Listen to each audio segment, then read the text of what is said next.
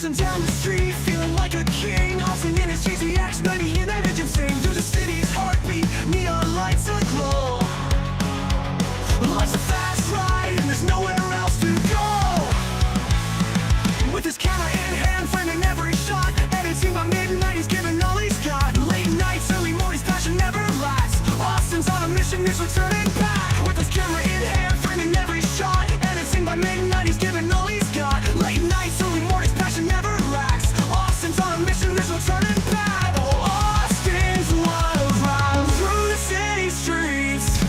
Fast cars, sync beats, video dreams complete. Lights blur past in a flash of glory bright. Austin's world, it's a never-ending night.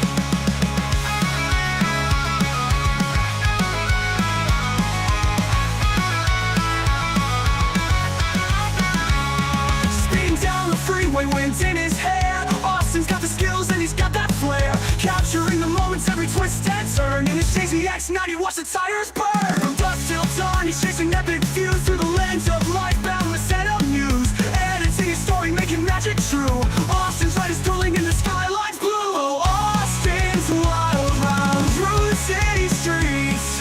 Fast cars, sync beats, videos. Aside from our guest episodes, the Pile Up Podcast is highly visual. Please do not watch and drive. Tonight in the same Lord, everybody knows black wheels are dumb. Shiny pants, shiny shoes and some wheels. Playing games in the chat is so real. Rich rarely ever gets on. Surprised we even put him in their song. Rio in the background making wheels. All the Instagram nerds getting in their feels. Release us from this feeling. The chat is always screaming. Smash that door, smash that door. Welcome to the Pile Up Podcast. The podcast is the worst. Welcome to the Pile Up Podcast. The worst podcast on earth.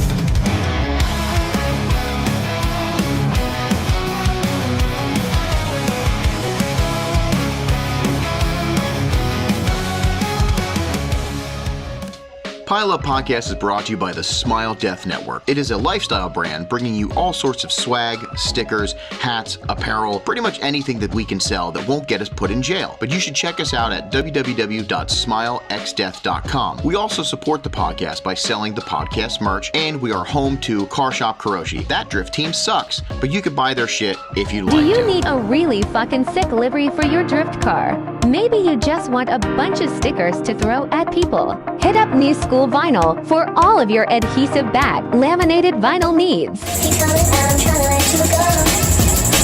And I'm trying to let you go. Emotions keep coming and I'm trying to let you go.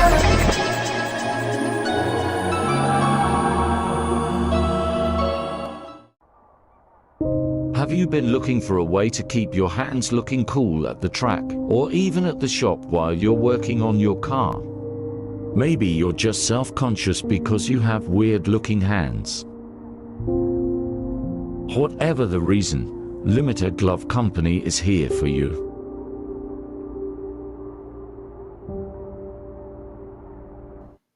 What the fuck is up, everybody? It's your boy Damien. Welcome to the Pile Up Podcast. Today we have a special guest, Mr. Austin Philbeck from Oaks Garage, and we're going to dive into all things Austin. I want to pick at his brain a little bit, maybe other parts. We'll see how willing he is to share. You know what I mean? If he takes his shirt off, we can compare nipples. But anyway, let's dive in to Mr. Austin. But first and foremost, I want to go over some stuff. Real debate.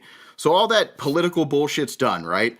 So the real debate is going to be happening soon. It is, who's my actual right-hand man? Is it Chad Chimahosky or is it James Carper? Stay tuned for the next episode because we're going to be going over the election, the real election that actually matters in the Pile Up Podcast. So yeah, that's going to be fun. And before I bring everybody in, I also want to say thank you to our Patreon supporters. You guys and girls are absolutely awesome. You make a lot of the giveaways possible.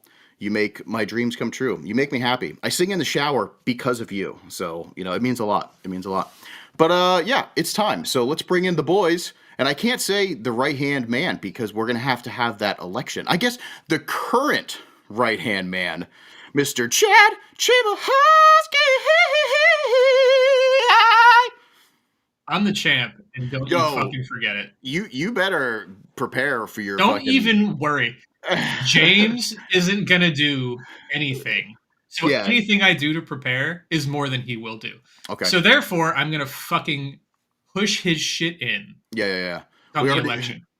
We already got who's got the biggest nipples real debate. That actually is probably a key point. True. Key speaking point. I think that's what they call it. Put up the poll, bro. Yeah, it's happening. It's happening. What is up, everybody in the chat? Caitlin.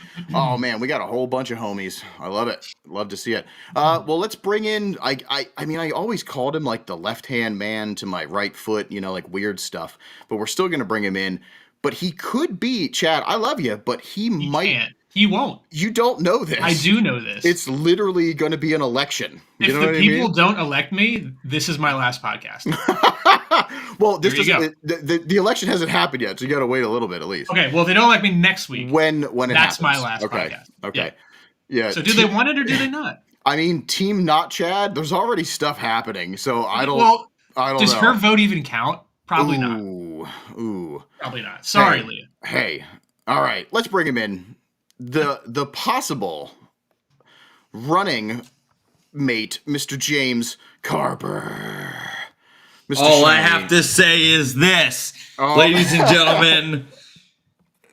Fuck Chad! That's it. That's all I got. No, but all I'm saying, though, is, Chad, debate me on one thing right now, and I will fucking wreck you. On what? Anything. Pick one fucking fucking topic, any topic, and you're done. Nope, listen to me. Winning a debate does not mean... button. That's the sound effect for Chad after every one of his debate topics. Save it. I save this energy. I love this energy. Yo, if Chad breaks down his door, though, to start the debate, he probably is going to win. But you know what's really going to happen during... You know what's really going to happen during debate night that's going to really just set me into office? Is when I break Chad's door down. Oh, that would be sick. Yeah. Right? That won't happen. So it's fine. Wow, great. Yeah, because I don't know where you live. Okay. Yeah, sure. that could be your first, the that's fine. first thing you're gonna do in office. If you elect me, I will break down Chad's door. I love it. All right, yeah, master debating. Hey, thank you guys for joining. Rio is gonna be a little late, and we might have a possible Rich Whiteman jumping in, but nobody actually matters except for the man that I'm going to introduce next. This isn't our podcast. This isn't ours. We don't matter right now. Very true. Actually, we never fucking matter, to be honest. That's true. But it's fun. This is fun. This is all great. So I want to bring him in. Welcome to the stage, Mr. Austin Philbeck. What's up, buddy? Hi, guys. Oh, look how cute what you up? are. Look how cute you are. We're going to move over to this screen. Bang! There we are. Look at that screen. Yep, and we got up the chat.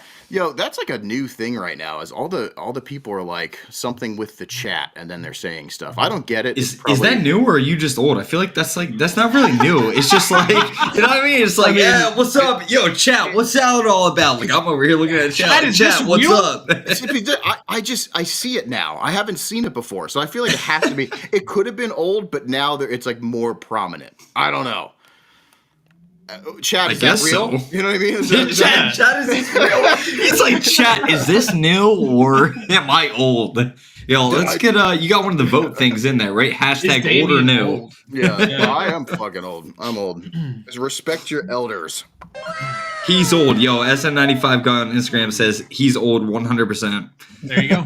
I'm super old. I'm sleepy Damien right now. That's what's going on. No, we're not getting into that right now. We're not getting into pedophilia right now. No, none of that. Too much going on the internet with that. Yeah. It is. Look at that. Is that That's my wife. I knew that. God. I knew that. Oh. I love her. Oh, Hell yeah, nice. Yo, big shout out. Give it up for love. Love is cool. Yeah. Love. Hey, speaking of love, I love you, buddy. Thanks for jumping on. This is awesome. Of course. Thank you for having me. Yeah, this is going to be a fun. Anything fun from time. Damien. You know, I kind of. All right. So we're going back to the green room. Yeah. No, I'm super stoked. So I wanted to dive in and get a look into your life and where you started, where you are now, and all in between. So I find it interesting. So and I talked to you before about this. We do a lot of media like focus. We care about our media folks on this Love that. podcast. Media appreciation. It needs to happen. And we do it all the time, and we're a little past due on a media like specific show, which is actually going to be scheduled pretty soon. But we've done plenty before, and even in the chat as of right now, there's 42, and there's probably like at least 20 fucking, if not more, media homies. Which is Dude, cool. that means you're famous. Yeah, yep. But it's true. I thought it was interesting because the way that you've ended up in your it's a career now. Yeah, full-time job. Most media either, I mean, they might not want that side of things, but they're going to find it so interesting. So I think this is really cool. It's a different look into the media world and stuff that, happens. But first and foremost, who is Austin Philbeck? Wow, that was deep. Wow, what a question. How do I even answer that? Yeah. So no, we'll start from the beginning. So where are you brought up? What area? Because you're originally not from. You're in Connecticut now. No, yeah, I'm in central Connecticut now, and Wallingford is where Oaks Garage is based. Yeah. I literally hear somebody doing donuts outside. I heard that. That's That was awesome. sick. Is it a takeover? But, originally, I'm from central Kentucky. So Ooh, okay. I'm from a little town called Berea. And nobody knows where it's at, but you say, "Oh, do you know where Lexington is?" And it's about 20 minutes south of that. Got you. Okay. I don't know where Lexington is. James doesn't know anything. Right smack dab in the middle. Is it really? Perfect. Okay. Yeah. That's sick. Pretty normal growing up? You had like a pretty normal childhood or anything weird? Hopefully there's something weird. This is a There's loaded always question. weird shit. Everybody Yeah. does your childhood, don't they? Yeah, I hope so. We were Because talking about I won't feel alone. You know what I mean? So, I need it to be weird. So, and this is something that I'm just curious, and I want to start asking more people this. What kind of music do you listen to? I've always been a heavy metal kind of guy. Okay. Yeah. I would consider that. I would consider that like people that listen to metal. I feel like they get so into like different genres of like where everything stacks up.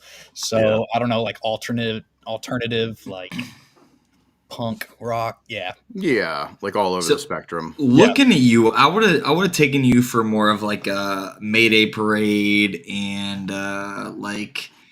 See, this is why like I some did this. sad punk rock type of shit. You know what I mean? Like Tom's Sad in the chat boy. right now. Like shit that Tom listened to and I listened to like yesterday. Wait a minute. give me some bands. I'll see if I know them. I'm not good at this on the spot thing. Tom, hit me with some bands. Not Wu-Tang. We don't do hexagons in here. They're not sad boy enough. But like a band that goddamn. I really fuck with is Gideon. Do you guys know who Gideon Okay. is? I've heard of that name, but I have no idea what the music is. Yeah. So I fuck with heavy shit too, but I also have my like oh god. James. Sorry, that's my Instagram falling over. I listen to just about everything though. Okay. All right, that's cool. That's cool. Yeah. It's I would consider that like the genre that describes me. You're not a country guy? Coming from Devil Wears Kentucky? Prada. Especially being from Kentucky, I gotta have a little bit of country love down there. Oh, okay. Yeah. See, and it's funny. So I want to start asking more people because it's very interesting to find out. And you can tell. Jimmy Buffett, dashboard confessional. The chat is actually hitting it head on with where I pegged him, like as far as how you look, what Devil you would Wears listen to, Prada, right? good one. Yeah, but like Dashboard Confessionals, Hawthorne Heights, Bayside, Alkaline Trio, like I look at you that like was never me. No, no. Funny. All right. I liked Further Seems Forever. But I'm like old, so the stuff that I liked was you guys Like a never heard 50s of. band or what? They're dead. They're long gone. Oh, Story of the Year. I liked Story of the Year. Yeah, there's a lot of good bands going off in the chat right now. No, I like that. So Kentucky. I mean, that's pretty that is pretty country, right? yeah. Yeah. Okay, so the way that I always describe Kentucky is right where we were, smack dab in the middle. Mhm. Anything that you do north gets city-like. There's more Okay. city up north, and then anything south is Bodunk, right in the middle of the country. Everyone's got a farm. Everything's Okay. south. So we Yeah, lived yeah. right in the middle of it. So we got like the best of both worlds. Nice. Yeah. Yeah, that's cool. So I grew up on a farm Awesome. literally all of my life. Yeah. But Did you have animals? yeah, we had 5 or 6 horses. Awesome. And, I bought my first car literally buying, raising, and selling cattle. So No way. Yeah, yeah, Hell yeah. yeah. we had Yeah, that's cool. 26 head at one time. Were you like 13? Because I know how that is down there. You start working at the age of like 7. Yeah, exactly. Yeah, exactly. So like by 13, you were like, yeah, I got 20 grand. Like, what car do I want? Yeah. That's fucking cool. impressive. Yeah. James, the only thing James knows about like livestock, especially horses, is studding and Hold on, slow down. Um, I lived on a farm. We Did you actually? We How had do I not know horses. We had cattle. We had sheep. We had goats. We had hogs. I did not. There's no way. I did didn't live on not a know farm. that. The Look at fuck you. I didn't. Dude, for some reason, I guess it's the prospector. it's the prospector vibe that I get. But that's cool. I didn't know that. Our shop now, Austin, is on a pig farm. So That's sick. I got to come visit. Yeah, I'll show you guys how to run it. Hell yeah. Hell yeah. Pennsylvania is 100%, probably close to the same. You know what I mean? Yeah, in certain areas, of course. But Right. yeah, that's sick. Pepperidge Farms. You see Darren say Pepperidge Yo, I Farms. actually live. I We're live so 10 close to minutes that, yeah. from Pepperidge Farms. Yep. My full-time job, we do some work there, and I get like some good discounts at the employee store. Yeah. Pretty sweet. That's funny. My mom worked there for a little bit. Hell yeah. Yeah. Yep. Cookies are cool. Hey, so speaking of, so you did the cattle thing. That's cool, and you were able to sell. You said to sell the cattle, and you got your first car. What was your first car? My first? Okay, well, I had like hand-me-downs. Gotcha. I had I think it was an '02, maybe Pontiac Bonneville. Nice. Tight. 300,000. Bye, Spoon. Love you. Aw, Spoon. Bye, Spoon. You want to poke in? Let's see that pretty face. Hey, Oh, what a cutie. Hi, cutie. Aw. But my first hand-me-down car was my dad's old, just daily driver. It was a Pontiac Bonneville. It had like 300,000 miles. Every day that I started that thing, it was a hope and pray that it even makes it. Yeah. But then by the time I was 16, 17, I'd saved up enough money from buying and selling cattle that I went and got a wrecked 06 Pontiac GTO. Mhm. And I bought it salvaged and rebuilt the front end of it because it wasn't like too far bad. No Yeah. airbags had been popped, no Right. frame damage or anything. But we just had to kink the front radiator support back and just Okay. new front end. And Yeah. Yeah. And you still have that, I correct? still own that car. Yeah. Okay. Damn. that's Yeah. fucking Hell yeah. Yeah. cool. I hope I never have to get rid of it. There's like so much of me that like wants to sell it and get into a new project or put the money Okay. in my ZX or whatever. Yeah. But I know that in 30 years I'm gonna regret it if I get rid of that thing. So, Yeah. Yeah. They're GTOs are cool, man. Yeah. That's one of the few American like V8 cars that I thought Yeah. were like when it came out. That the new body style like that, I was like, that's really fucking cool. And then of course Reese Millen like did the whole drifting thing with it, which made it definitely cooler. Yeah. That's Yeah. cool. Not many people drive. You don't ever see them anymore. Like they No, just they're No. they're a rarity. They're a sweet Cavalier. Honestly, yeah. It's a V Yeah. Cavalier, and I love it. That's so funny. Yeah, they do have like the kind of vibes. Yeah, they're that's cool. pretty about You really don't see them like No. Not ever. very often. No. Is yours a 6.0? Yeah, it was a 6.0. Hell 6.0 That's T56 cool. car.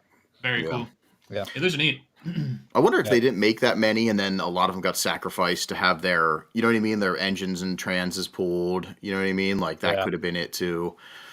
No, yeah. Yeah, they're pretty. That's a really cool color too.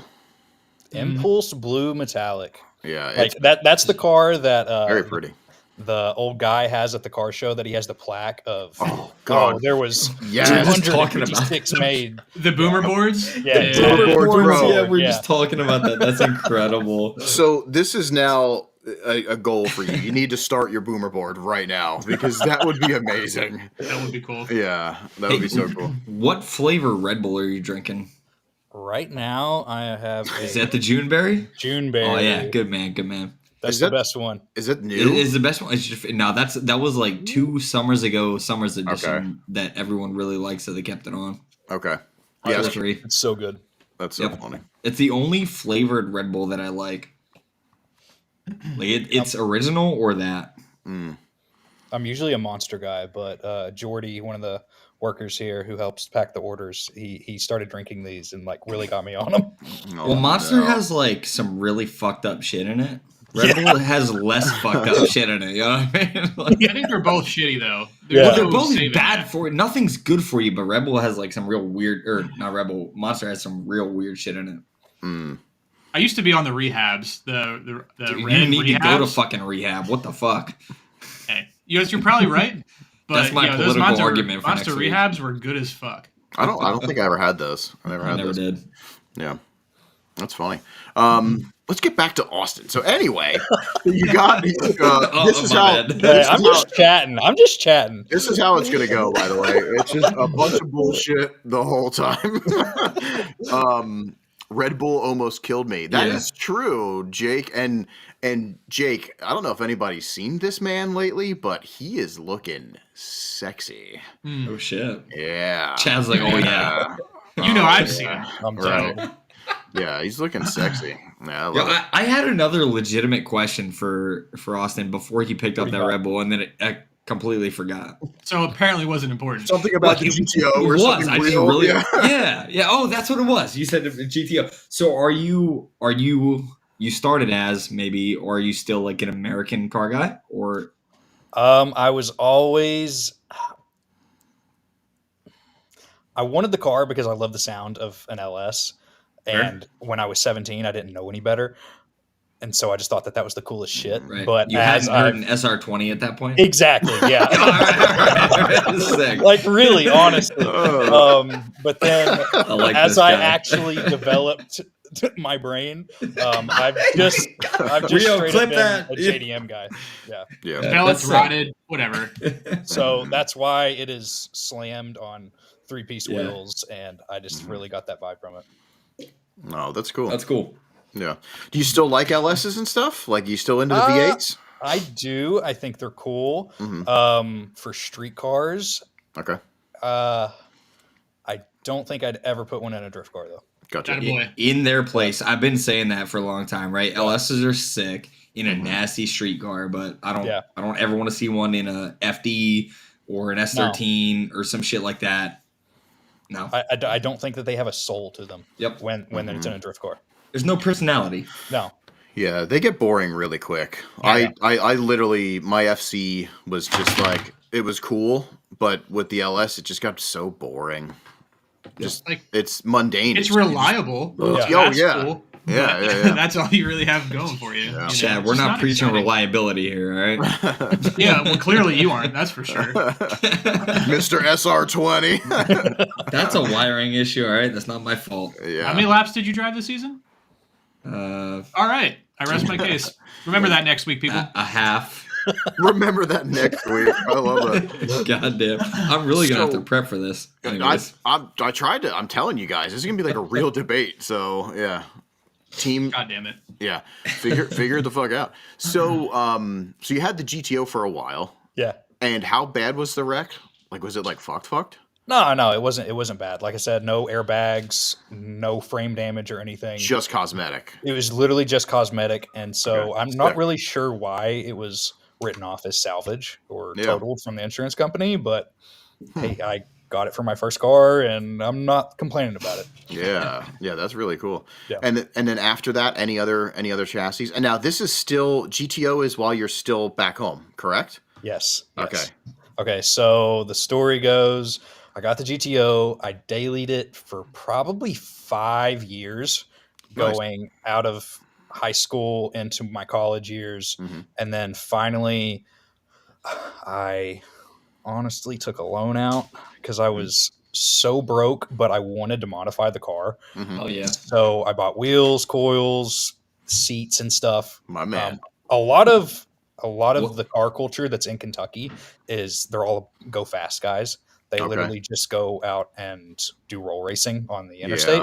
Yeah. And I never really vibed with that. There's a bunch of like Corvette guys and S550 guys, Mhm. but I honestly got into like the stance car culture Okay. because I just wanted to make the car look cool. Mhm. And I didn't really have the money if anything did break to actually fix it.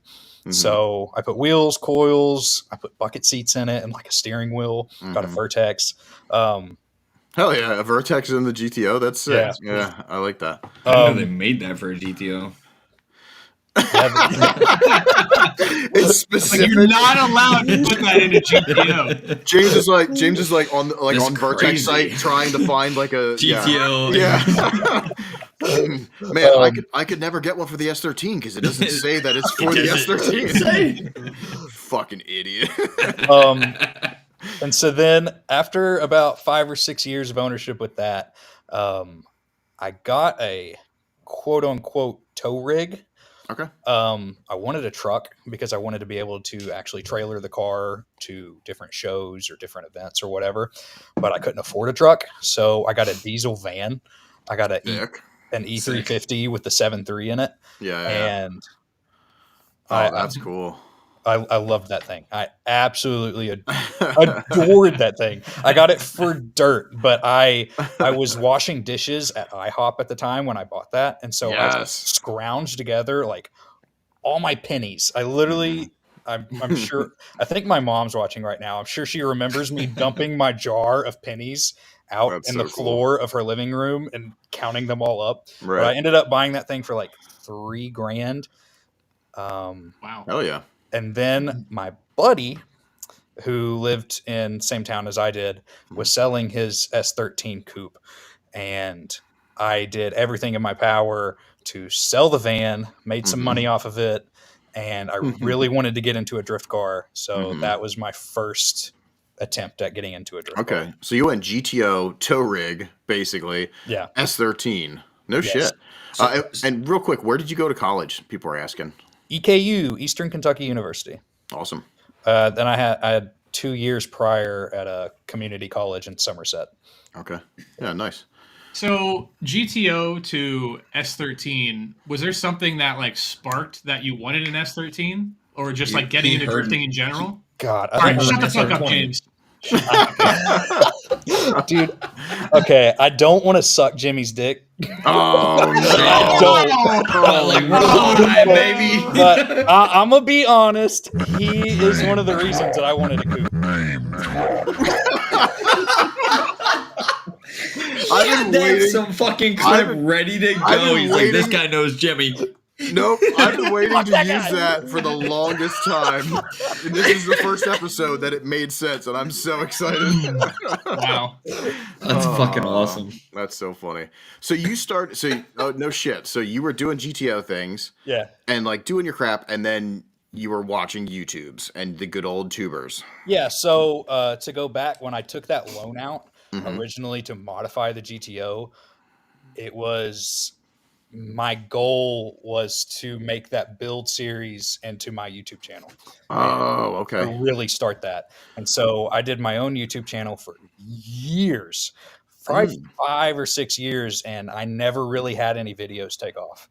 I never had, like, there would be one or two that maybe hit like 30,000 at most, Mm-hmm. and it never did anything for the next video and the Yeah. next 200. So, So can you put this in like a year range for us that don't know your past?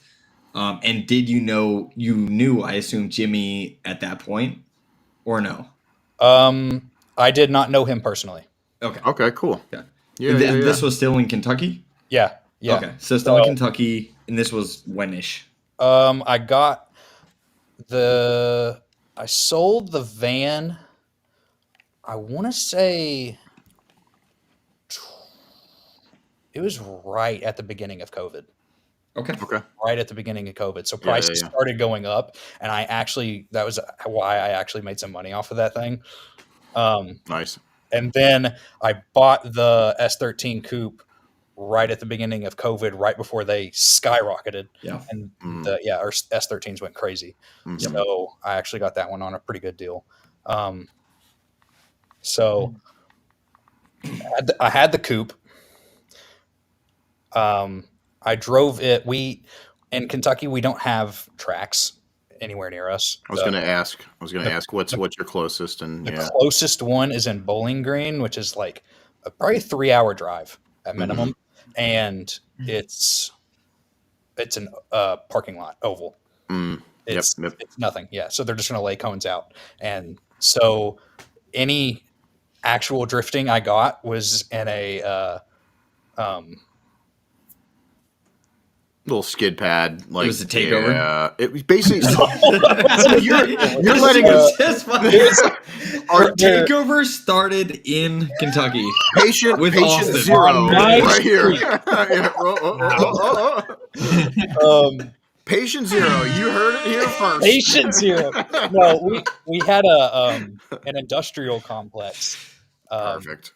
And the two towns, there was an industrial complex right in between the middle of them, and there was a road out on this industrial complex in Mexico that I thought they might have. I think they were going to put a subdivision out there, or maybe more factories or something, but it went out like 2 or 3 miles and into the middle of a field. There was nothing around. And so that was the place that everyone would go do donuts at. Everyone would go test their cars or whatever. And so that was the place that I got any kind of drifting experience from. Mm-hmm. No shit. Grew up on the streets of Kentucky. I like that. I like that. That is pretty hard. I wish I had gangster rap to play right now, and I don't. You don't have like some 50 Cent on deck? Just your Italian. God damn it. That's pretty much it. That's all I got. Yeah, that's gangster's fun. Pretty hard. So no shit. So I did not know that. One, I didn't know you were doing your own YouTube thing. Yeah. So that's cool. And then was there influence to start that and stuff? Like you said you wanted to do it, but were you already watching like YouTubers and Yeah, 100%. Okay. Yeah. And which YouTubers, because there's so many that are so much better than Jimmy. Almost everybody. but what was your influence and what other like, channels were like really sticking out to you? I mean, I watched a lot of guys. I've watched Cletus, Adam LZ, TJ Hunt. I've watched them all, but Jimmy was probably the one that I like enjoyed the most because I thought he was the most relatable. Because he's a builder. Is that probably why? Yeah. I just thought he related to most car guys. Yeah. Instead of it being like, oh, today I bought a Lamborghini and right.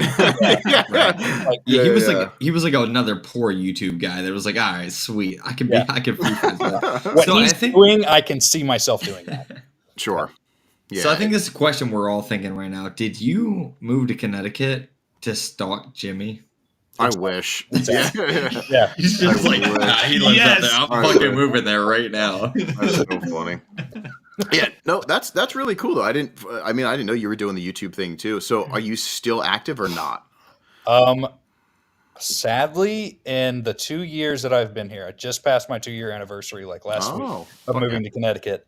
I have only posted once. Wow. Okay. Yeah, it's sad, but dude, all of my energy goes into this channel and work here. And then the last thing that I want to do, if I get work, is make another YouTube video. So, right. Yeah. I can only imagine.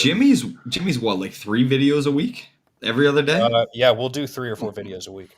So, when you go home after a day at the shop, do you just not sleep and edit all fucking night and then go back and record some more? How the fuck does that work? That's crazy. We try to do it in a way that we film at least half or 3/4 of the day, and then so the last quarter of the day I can actually sit down and edit. Okay. So I try my hardest not to edit after hours. Yeah. Yeah. So I actually have like a normal Job. Yeah. Yeah. That's yeah. weird. No, that's pretty crazy. That's I want to cool. I want to dive into that a little later. I want to get like into the actual like the depths of all of that and how you guys do that. Dirty secrets. Can we get into this one question before we continue on the other shit? Yeah, what is your channel, Austin? Yeah, you see that right under my name, Austin Philbeck? It's that. Oh, It's just- easy. Yes, there you go. Super easy. Oh my god, Easy. pizza. Oh man, I can't Didn't put bring all enough right. for both of them. What? Share with the class. He never does. Not even one time has he offered us this place. Yo, Chad, you know what's fucking hilarious, right? Is you are saved in my phone. Your phone number, your name is saved under Chimichanga. Yeah. This is That's great. Chimichanga pizza. Let's go. I'm funny. offended I That's haven't funny. had it. That sounds really good. I haven't had it yet either. I'll let you know how it is. And One then kick day- the door down. One day, it'd be sick if James DoorDashed us both like pizzas. You know what I mean? I would never. I would never. What a fucking dick. Oh, I love it. Yeah, no shit. So Kentucky, you're doing your thing. You got the Yes. S13. What's Hold on, the, pause. what's in the S13 Pause. too? And on Pause. pause. It is Damien is SR. trying to go somewhere, and Chad, Yeah. Chad and I'm me are gonna like, stop no, Damien we're right here. there. Stop me, baby. Someone in the chat said, "Ask you about the rear glass." Oh, I of did the see that. S13. Yeah. Oh, that's my buddy. Is there a story about that? That's one of my good friends from back Trevor? home, Trevor Farmstone. Yeah. There's a video on my YouTube channel called "Wrecking My 240." Your channel's about to blow up tonight with 46 new views. yeah. Yeah, dude. I can't wait for that check to come in. And you're famous. Fuck you, Jimmy. I'm out. I went on the Pilot Podcast and I am now famous. Yeah, right. But we were out in that industrial complex, and I was just learning how to feint entry, Mm-hmm. and so there was one big 90-degree corner, and you had to feint towards a guardrail to get around the corner. And so, of course, I'm fucking incredibly nervous. There's factory workers coming down the road, so we're like having to keep watch, and it's broad daylight, so cops could come if they hurt us or whatever.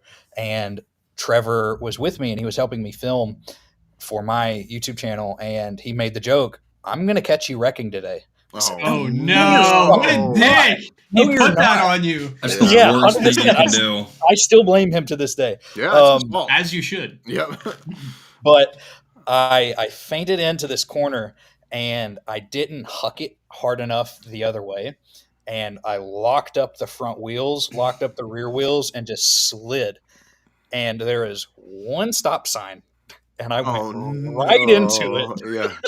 So I bent the front pop-up fender or whatever, but for some reason, it wasn't even that hard of a hit. The back glass on my coupe shattered.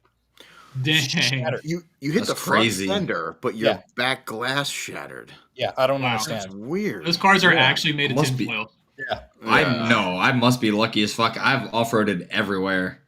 That's true. My glass That is is good. Yeah, it must have just tweaked enough. Or I that's- really don't know. Yeah, but it completely obliterated the back glass, and shit. it was a nightmare to try and find a replacement for that. So I ended up traveling probably 3 hours one way to go find a parts car, and I took it out myself. I tried to get glass guys to come do it just to be careful. Mm-hmm. I'd never done it before, but I went to Harbor Freight and bought like the glass. Oh, puller yep. and Oh, just, yeah. like, tested my luck. Already paid the guy, I think, like $150 for the glass, and he was like, "All right, have at it." Oh, man. So you're That's such a gamble. experienced. You're experienced at pulling glass. What are you doing next weekend?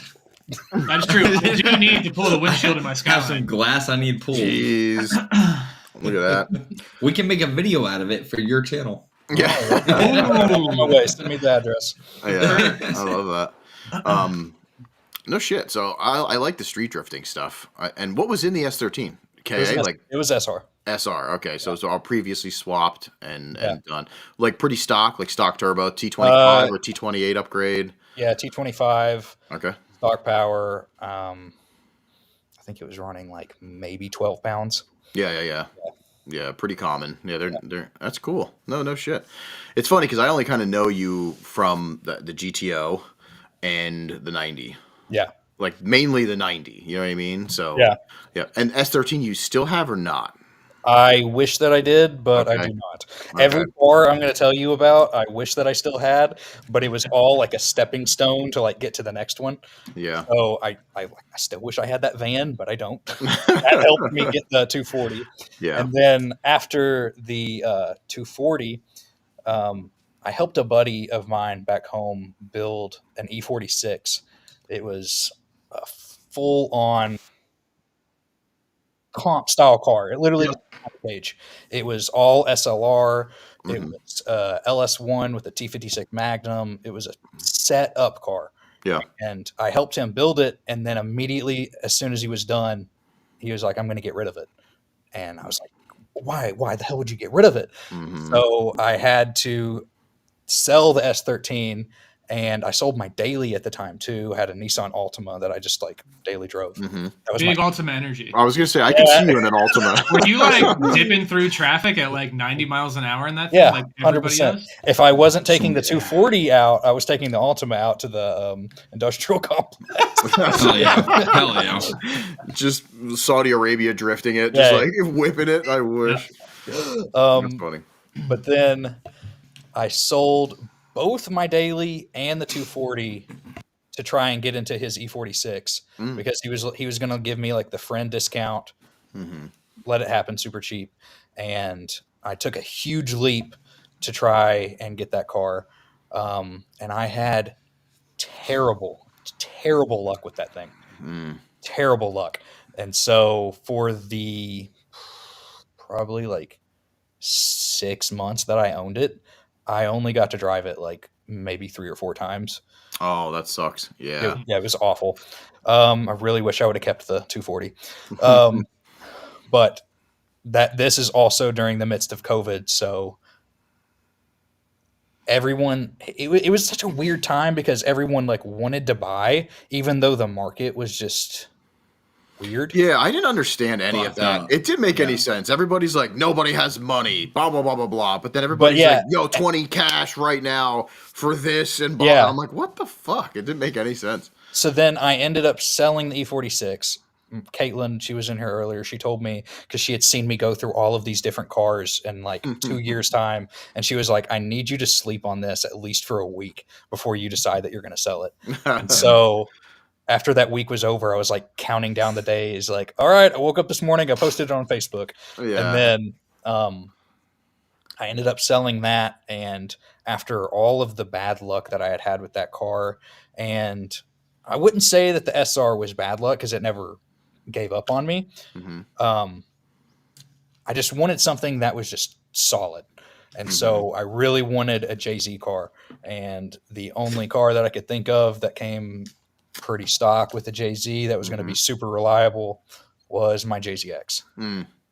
So I took a buddy and we flew sight unseen to South Carolina and bought my 90 and road tripped it back home. Yeah. No shit. And that was and this is still you're still in Kentucky. Like Still in Kentucky. okay, Yeah. cool. Yeah. No shit. See, I thought you got the 90 when you were up here already and you ended up getting it, cuz we don't know your story. It's great. Yeah, of course. Yeah. I love that, like, so you're one of those guys that we don't know each other past seeing each other at an event and Yeah, giving each exactly. other hugs and feeling there's it's great. It's like a good vibe. You know what I mean? Yeah. And I love that with the drift community because you'll meet somebody, you know them on the internet, you see them in person every now and then, but it just feels like comfortable. You know what I mean? And I've always got that comfortable vibe from you. So it was really, really cool. So it's funny to actually get to know your roots and all this other stuff because literally I have no fucking clue. And I don't think a lot of people do. It's neat. Yeah. I love it. This is cool. I have no fucking clue. I was actually going to ask, but I was late. Like, Austin, have we ever met in person? Like, I don't think so, I don't but maybe, think did we we ever have. talk? Maybe in passing. Yeah. Maybe at final Perfect. out. That's Like, probably maybe about that's it. kind of what I was thinking. It was like, I don't remember.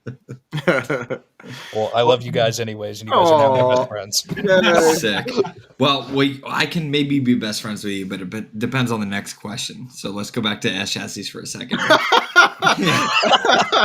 Here we go. Obviously, It sounds like you're an SR guy. Love But a good Cooper SR. Hatch. Cooper Hatch, if you could only have one. I always considered myself a coupe guy. This decides a lot. I just want you to know that. I It always says a lot on the line. I would Don't feel say I obligated. am Don't let him pressure you. I am a coupe guy, but a good hatch has been looking good lately. Okay, well, you didn't. That's a politician question. That's for next week. If you could only have one for the rest of your life, Cooper Hatch. Coupe. Yeah. Oh, I was ready to close my camera and fucking mute my mic and get the fuck out of here. All right, good man. I love you. That's so funny. Oh man. No, that's cool. Head. All right, so Jesus. yeah, I mean, the coupe looked good. Like your S13 looked pretty sweet. Thank you. Yeah, that's pretty cool. It does suck when you let him get away, though. You know what I mean? You think back Yeah. to like, but it's always it's money. You know what I mean? It's money, It's and always money. yes, yep. Because we're not all Jimmy Oaks. You know what I Yeah. mean? Like, And so, yeah, like every one of those cars had to be the stepping stone. And I think, like, Mhm. would I rather have my coupe or my JZX now? And I'd rather have my JZX. So okay. I think I've made the right decisions. Yeah, it's pretty sweet. Yeah. It is cool. Yep. Thank It's you. definitely cooler than a coupe, in my opinion. But that's just Motherfucker. Now he closes his camera. yeah. Yeah, right. I'm just trying to get him to leave. So you know. Yeah. So sight unseen. You said it was North Carolina or South? You said South Carolina. South Carolina. Yeah. Okay. And from just a normal, just somebody I put it up on Marketplace. Yeah. And okay. So from the story that I understand, a Air Force captain had daily Okay. drove it when he was stationed in Japan and had the Air Force import it for him. And I don't know why, but he got rid of it as soon as he brought it over to the US, maybe just because it's more money here. And so the guy that I bought it off of had just bought it off of him. So he Okay. didn't really have any idea what he had. Yeah. Okay. He wasn't really aware, but Not That's how you like can find good deals. yeah. yeah, hmm So it wasn't like it was modified basically like lightly from Japan. That was about it. yeah. I'm curious as I've like delved deeper into the car Mhm. if it was modified more at one point and then they put it back to a more stock form. Oh, okay. Because you can tell the car's been drifted before. You can I tell that, was gonna ask. Yeah. It- Yeah. especially at the last event that we were at, Damien, when I actually stove the quarter in and we took Yeah, after I was just like, be careful who you let drive. As you're like, take my car, dude, and I'm like, I'm the one that wrecked it though, so it's okay. But when we took the rear bumper off, you could tell that the other quarter had already been smushed previously because those JZX quarters are paper mache. You could literally just push on them and they would fall in. And so you could see like the dimples and the waves in it. And that like let me know that it's been drifted before. yeah, And then when I got it, it has the R154. It has like OS Geiken super single. And it has a CAS 2-way in it. So like all the good Right. drift shit like already on it. yeah. They just didn't have any of the arms. And so it makes me think that they might have took them off or rocked it without them. I don't know. hmm I was always curious because you get a lot of cars that are like, I mean, almost every car that's like on the auction and stuff, like they're already modified. But I'm always curious about like, are they just like letting them all go? Because I feel like you could take off a bunch of shit and sell it and then still let it go. You know what I mean? Yeah. But they just, that's wild. Because like James, but yours both came over like driftable, right? The Skyline was already, that was like a decently, look at your fucking face. I was like, you're shoving my face full of shit, and you're like, James. We're just What do I do? But like the Skyline was definitely drifted in Japan.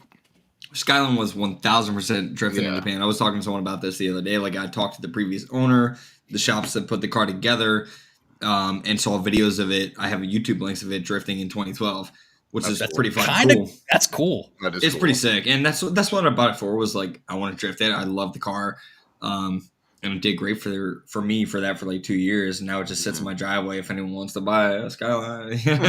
But the Cresta then was kind of a similar situation. I think it was bought here. I bought it off a guy who bought it off a different guy who bought it off the importer who he worked for, whatever the hell, however it worked out. But that was drifted too. Yeah, I feel like both good cars. I feel like they're all like they just drift them over there and then they're just like pack them up and sell. Exactly. Like, yeah, that's pretty wild. Yeah, I bought both like pre-COVID, so not stupid fucking prices. Yeah.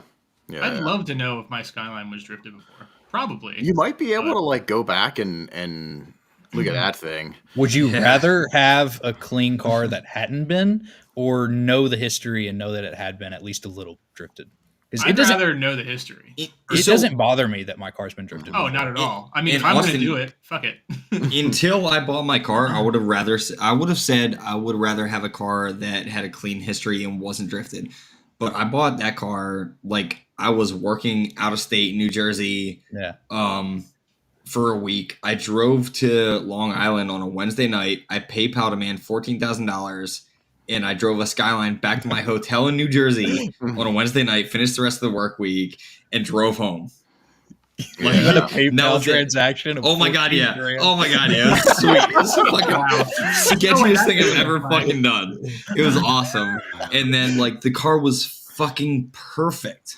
Daily driven, drifted, and no problems with it other than like a starter dying. Mm-hmm. And then I put it into a curb, but like perfect. I feel like I don't know. There's something about somebody working out a bunch of bugs over there. Do you know what I mean? So I kind of like the idea that they've if it's a good running car, they checked it over, suspension's fine, blah blah blah. If it's a good decent engine's not smoking, blah blah blah, it passes all the tests, it's grade blah blah blah. You know what I mean? It's grade 3, 4, whatever. If it's been drifted, and I think, because drifting puts such a toll on these fucking cars that it's almost, in a way, a little better. Proven. It's showing you it will not let you down. Yeah. Right. It's not that rare percentage of a car that is bone stock factory and ends up blowing the fuck up. You know what I mean? Like it's already been put through the ringer. So I don't know. I feel like I would want, if I'm importing something, I'd want something kind of a little touched, a little tested. molested. I'm a firm battle tested. I'm a firm believer in that. With my job, I see it all the time. People that don't drive these cars, their cars just go to shit. So cars that are like beat on a little bit, They like to stretch their legs every once in a while, and you need to get the fluids through them, and give them the beans every now and then. Yep. Yeah, Rich is not with us, but he's with us on Instagram, and he's just in the YouTube chat right now. He said, "I heart Austin snores loud as hell." Shut up, Rich. Oh, that's funny. That's crazy. Yeah, he was. I saw he's like working on his car too, which is funny. But I saw in the chat he was like, "Austin's coming on. Oh, sick! I love that guy." He was like, he's the best. He said that. So how was it? What was it like sleeping with Rich? Because apparently you've done that. Yeah. When we went to Japan back in April for the Thrash event, we shared an Airbnb together, and I think that there ended up being like 13 of us in one room. And it was literally just a line of mattresses just laid out. So all of us were sleeping together. And so, yes, I snore a little bit, but also there were some other people snoring. That's funny. I was going to ask, is it like the nose ring? Does it make you snore louder? Yeah, that's the reason right there. That makes sense. It's so weird how you don't know that you're a snorer. I hate that. You know what I mean? Like it's like somebody else has to tell you. That's what I heard. Loud as fuck. Which is weird You're because a like freight train. Yeah, and then like others, like I've or you just don't at all. That's what I mean. That's the weird part. Yeah, I don't know. It's part of that morbid obesity. You know what I mean? So let's. I wish you were fucking fat, Chad. Anyway, let's go from S13 JZX, and then what did you do to the JZX when you got it? What were like some of the first things? Okay, so I got the JZX, and immediately I'm broke. Yeah, so you're like, just bought I can't mod it. So Lightstream.com. I vacuumed it. I cleaned the dash. Luckily, the car came with quite a few parts. Sick. Just like spare shit. It came with all extra door cards, which I'm actually reupholstering right now. Came with extra hood. It came with just like brake lines, e-brake cables, all the trim for the inside, just a bunch of extra shit that like I said, this dude had no idea what he had. Yeah. So like that alone was probably $5,000 worth of just parts sitting there. Yeah. And so I ended up getting the car, daily driving it because it was fucking perfect. It was sick. The whole way back from South Carolina, it did incredible. And then I ended up, because I have an M Sports hood on the car, and the one that came with it was just a stock OE hood. And so I ended up selling it to try and recoup some of my money because I'd just become super broke.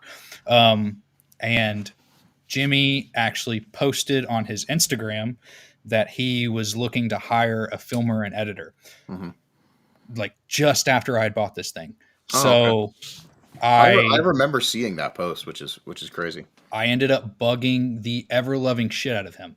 I like once a day, I'm posting like 10 stories at a time of all my previous work on my own YouTube channel and stuff, and being like, Jimmy, look at this. Jimmy, look at this. I sent you my resume. Check your emails. I tagged like RJ, Stevie, excuse me, everybody in these posts. I tagged everyone in these posts to just like absolutely bug the ever loving shit out of them, just to hopefully that they would see it. And then no replies. But then 2 weeks later, he posted that he was coming to an event that was close to Kentucky. It was like right on the border in Indiana. And so it was like a 2.5, 3 hour drive for me. And I ended up messaging him again, bugging the shit out of him again. And I said, I'm going to come to this event and I'm going to meet you. I'm going to film for you. And I'm going to show you that I can actually do this job. Oh, fuck yeah. That you said that you wanted somebody to do. Yeah. He actually ended up replying.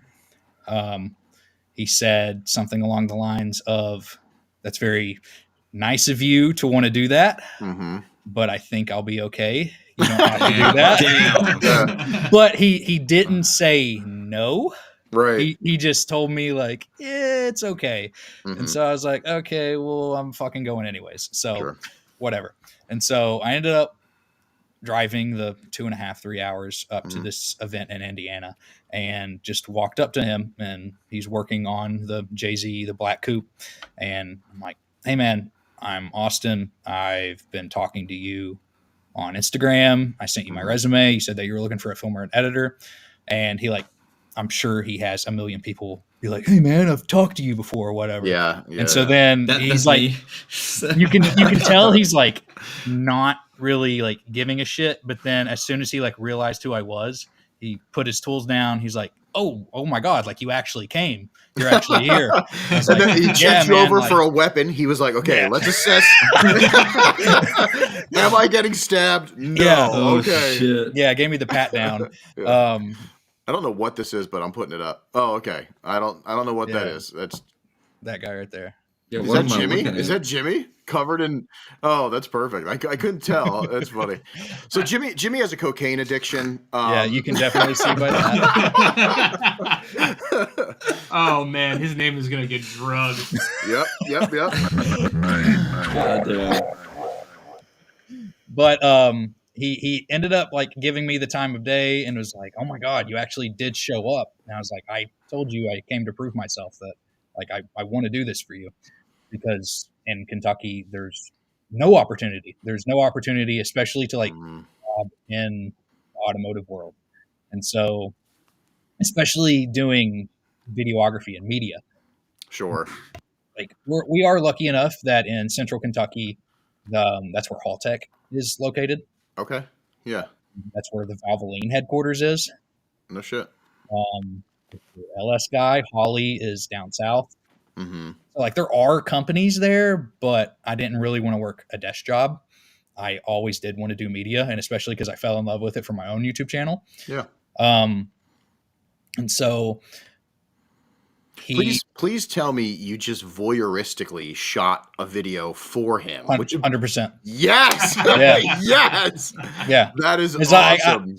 I mean, like I asked him, you know, I was like, I'm going to do this for you. I was like,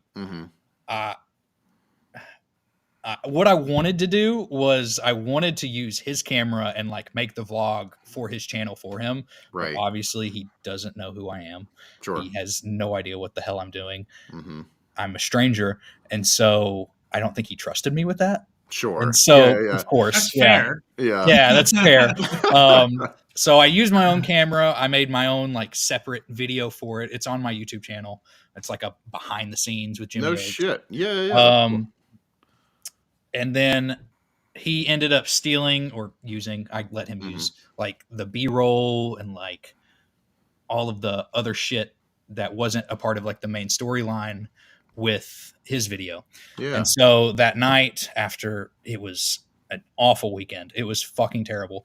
It was 105 degrees out on track, and I was there for probably 12 hours, like walking back and forth from being out in the media section out on track to the pits back and forth 100 times. I walked so much that my legs like chafed until they bled. Yeah. Oh God. But I stayed up super late that night, edited the entire thing, and then brought it to him the next day for him to see, so that he actually had like proof of like, okay, like you did shoot this, you did edit it, there is a storyline to it, you do know what you're doing. And so the next day, once he finally realized that I was serious, he helped me, or I helped him with his main video. Okay. And then that night we went back to his hotel, and hey, yo, where's the careless whisper? Nice. We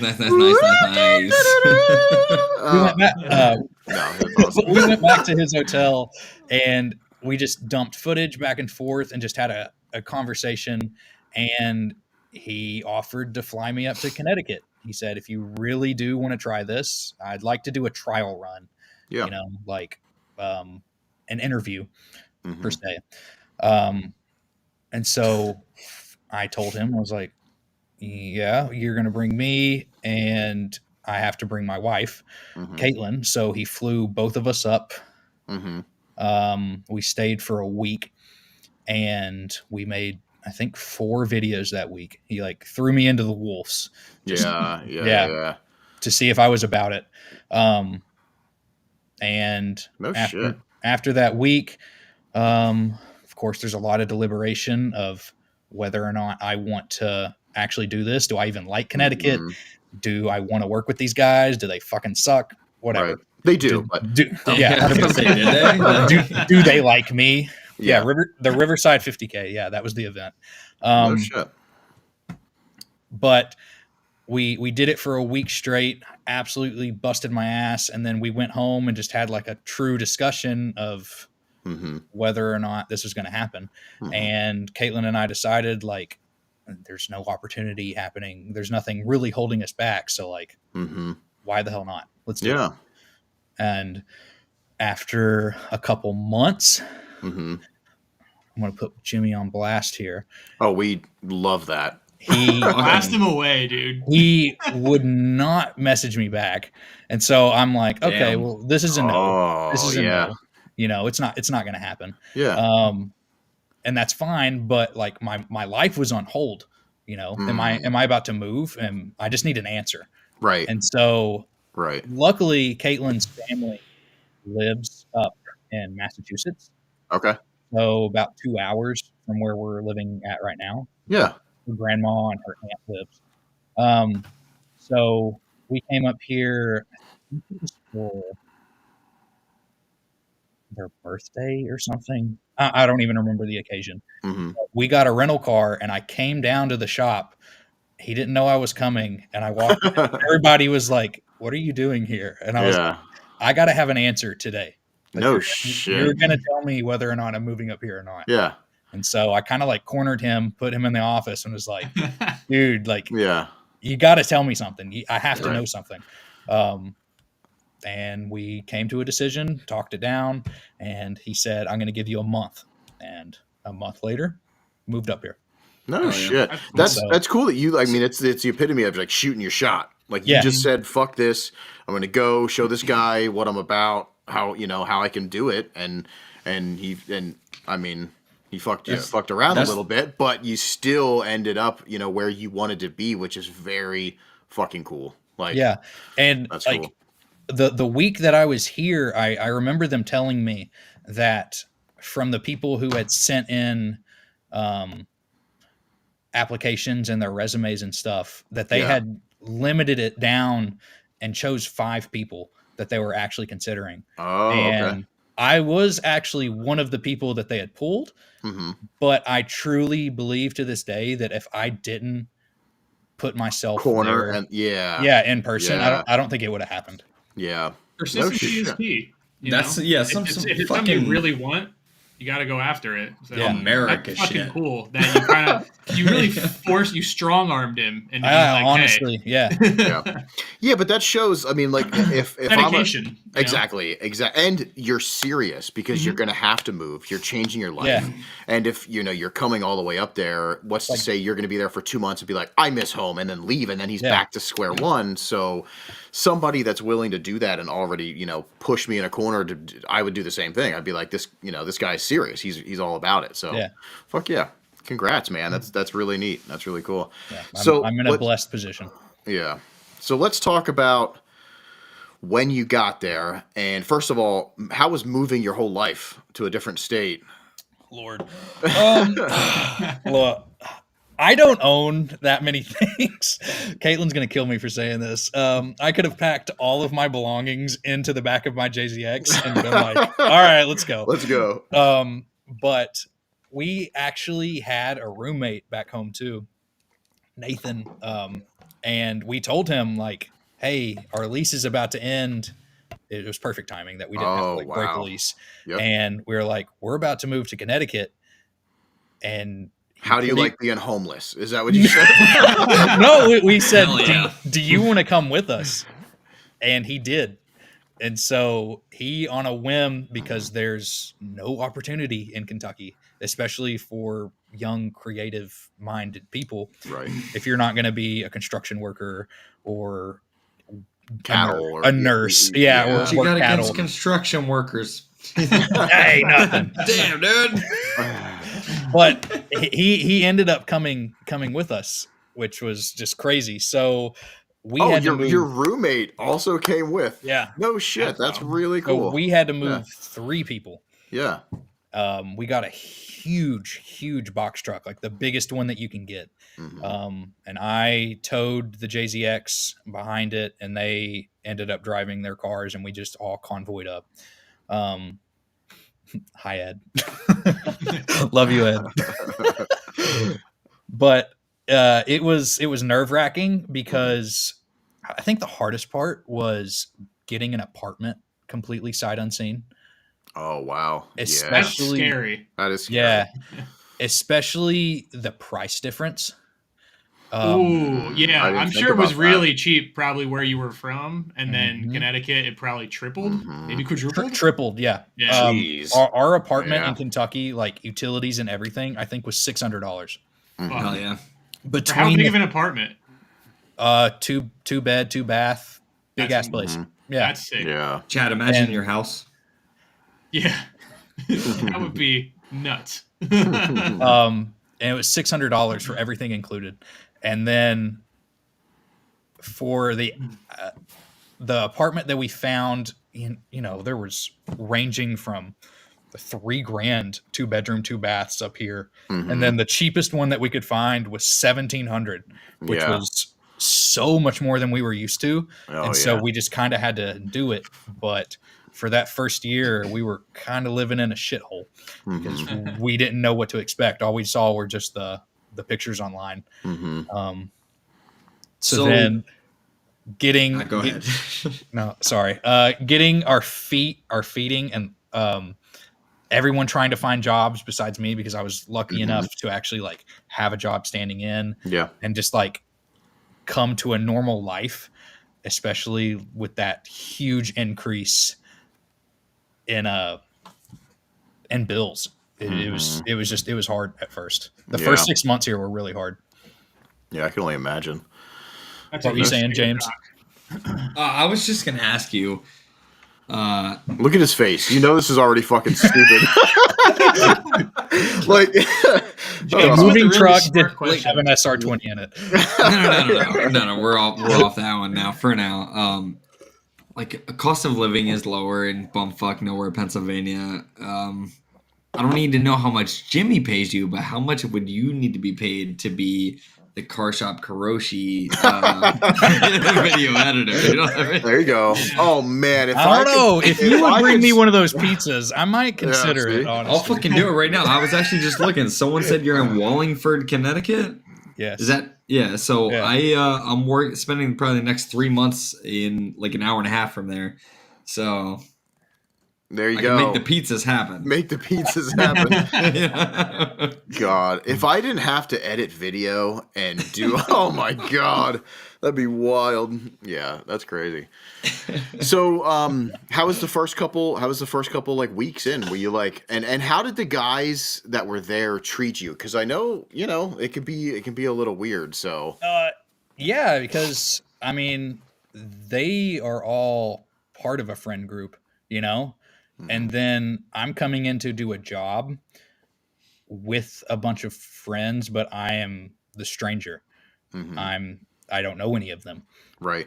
I mean, I knew them from that week trial that we did, but that's about it. And so they were all very welcoming. They were all really, really nice. Yeah.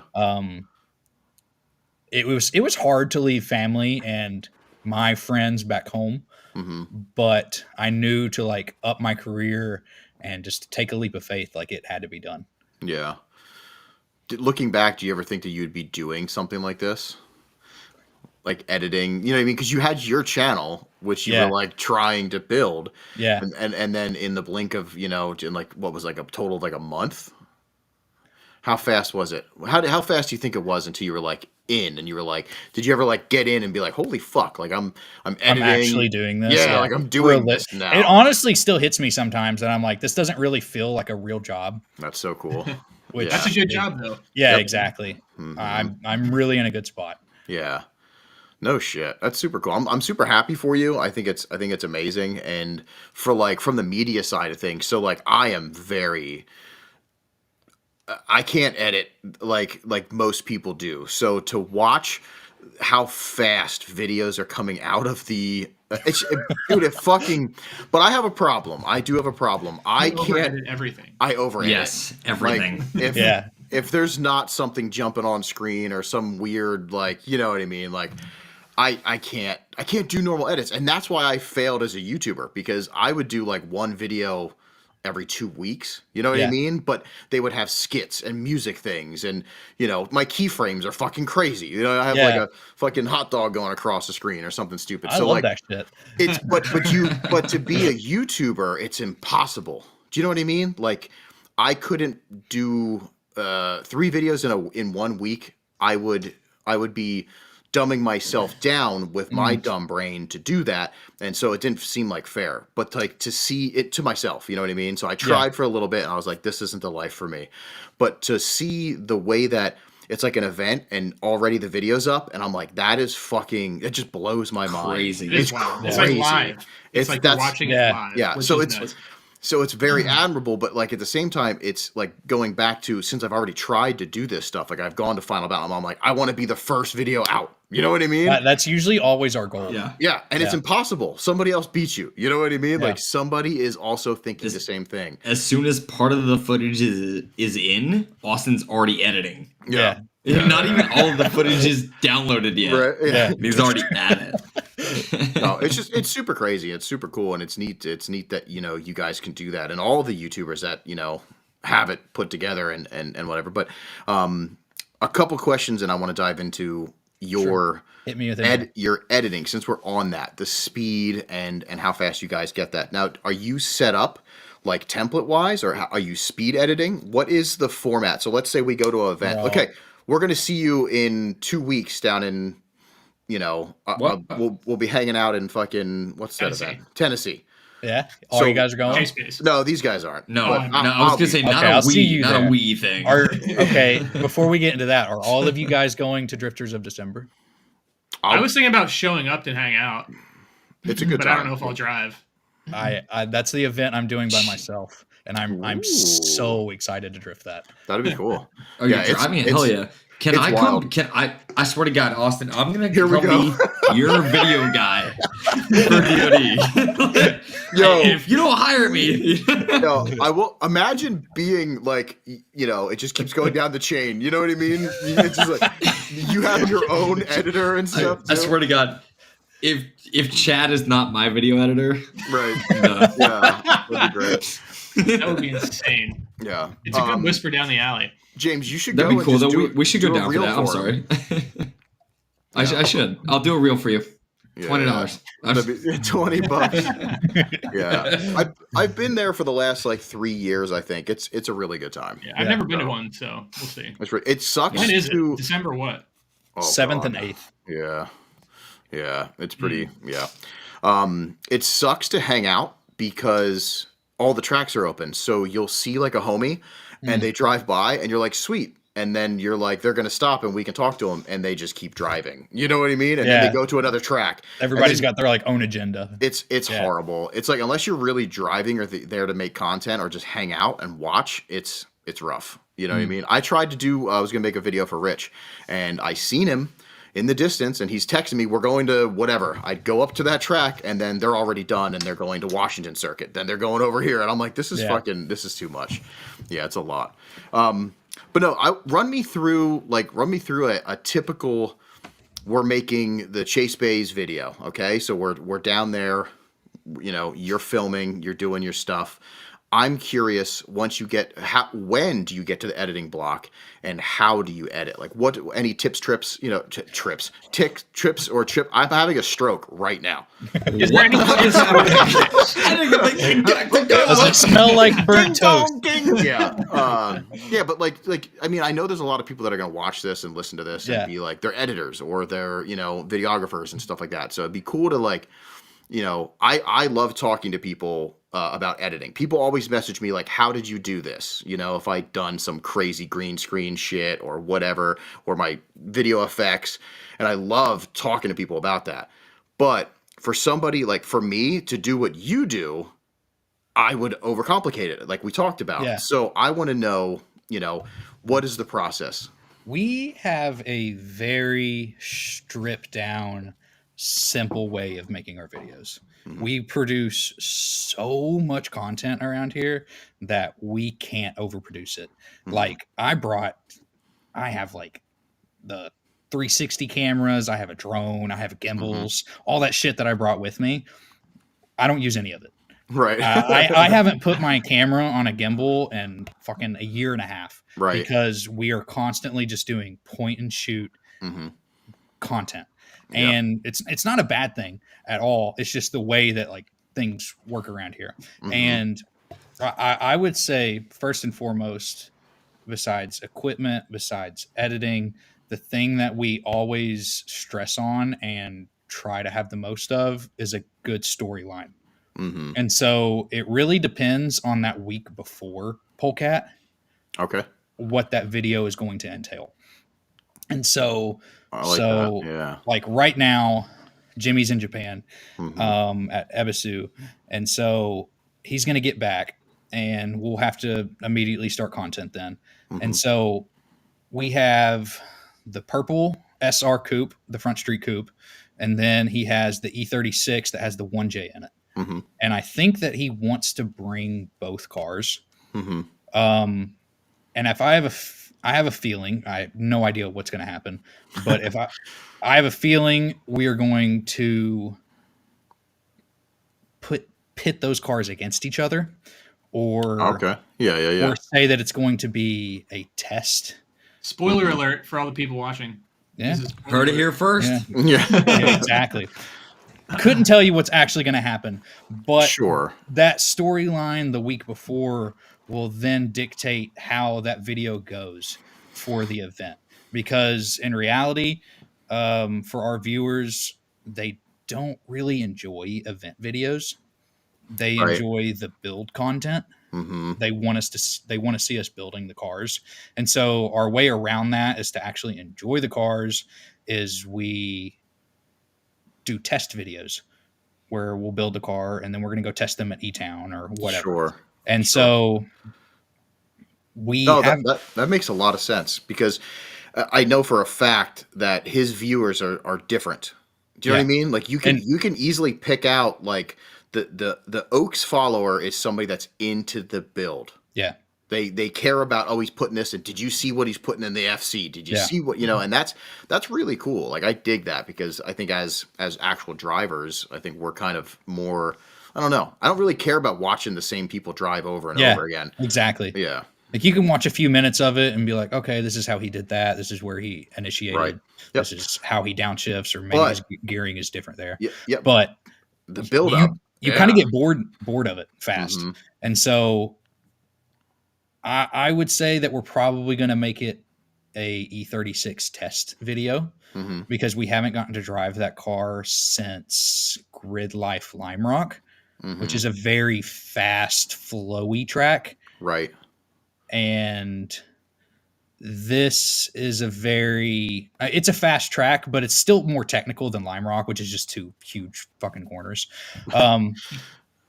So I feel like we'll take both the SR Coupe and the 1J E36 and test them both. But that'll be our main storyline and our goal for the video. And so are you guys working this up? Do you have like I this is something that I've learned recently, that if I go to an event and I have like an idea of what I actually want to shoot, the editing process is super easy because I already have like a timeline in my head of exactly. I want to show this, like it's bullet points, So you guys, that's already really interesting to me. So you guys use, and it makes sense now that I'm hearing this, and then I'm watching if I see the videos, it's like build, but then the driving portion is going to be we're testing out the new blah blah blah, and people will want to watch that then because they're invested, like Tom's build.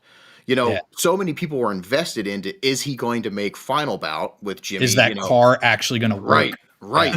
And then you actually care. You want to see it drive versus, it's just another video of the guys driving again. Yeah. You know what I mean? So no shit. So now do you have to do all the ideas? Like, are you currently, because it sounds like, okay, gotcha. No, I mean like, right. Especially 3 to 4 videos a week for the last 2 years. Jimmy and I have gotten on the same wavelength. That's the awesome. Exact same wavelength. So we're already like connected on how the video is going to go. And I mean, like we'll bullshit and shoot some ideas back and forth. But yeah, we usually have a main focus and title and thumbnail of what the video is going to be. And then everything else that surrounds that is just added extra.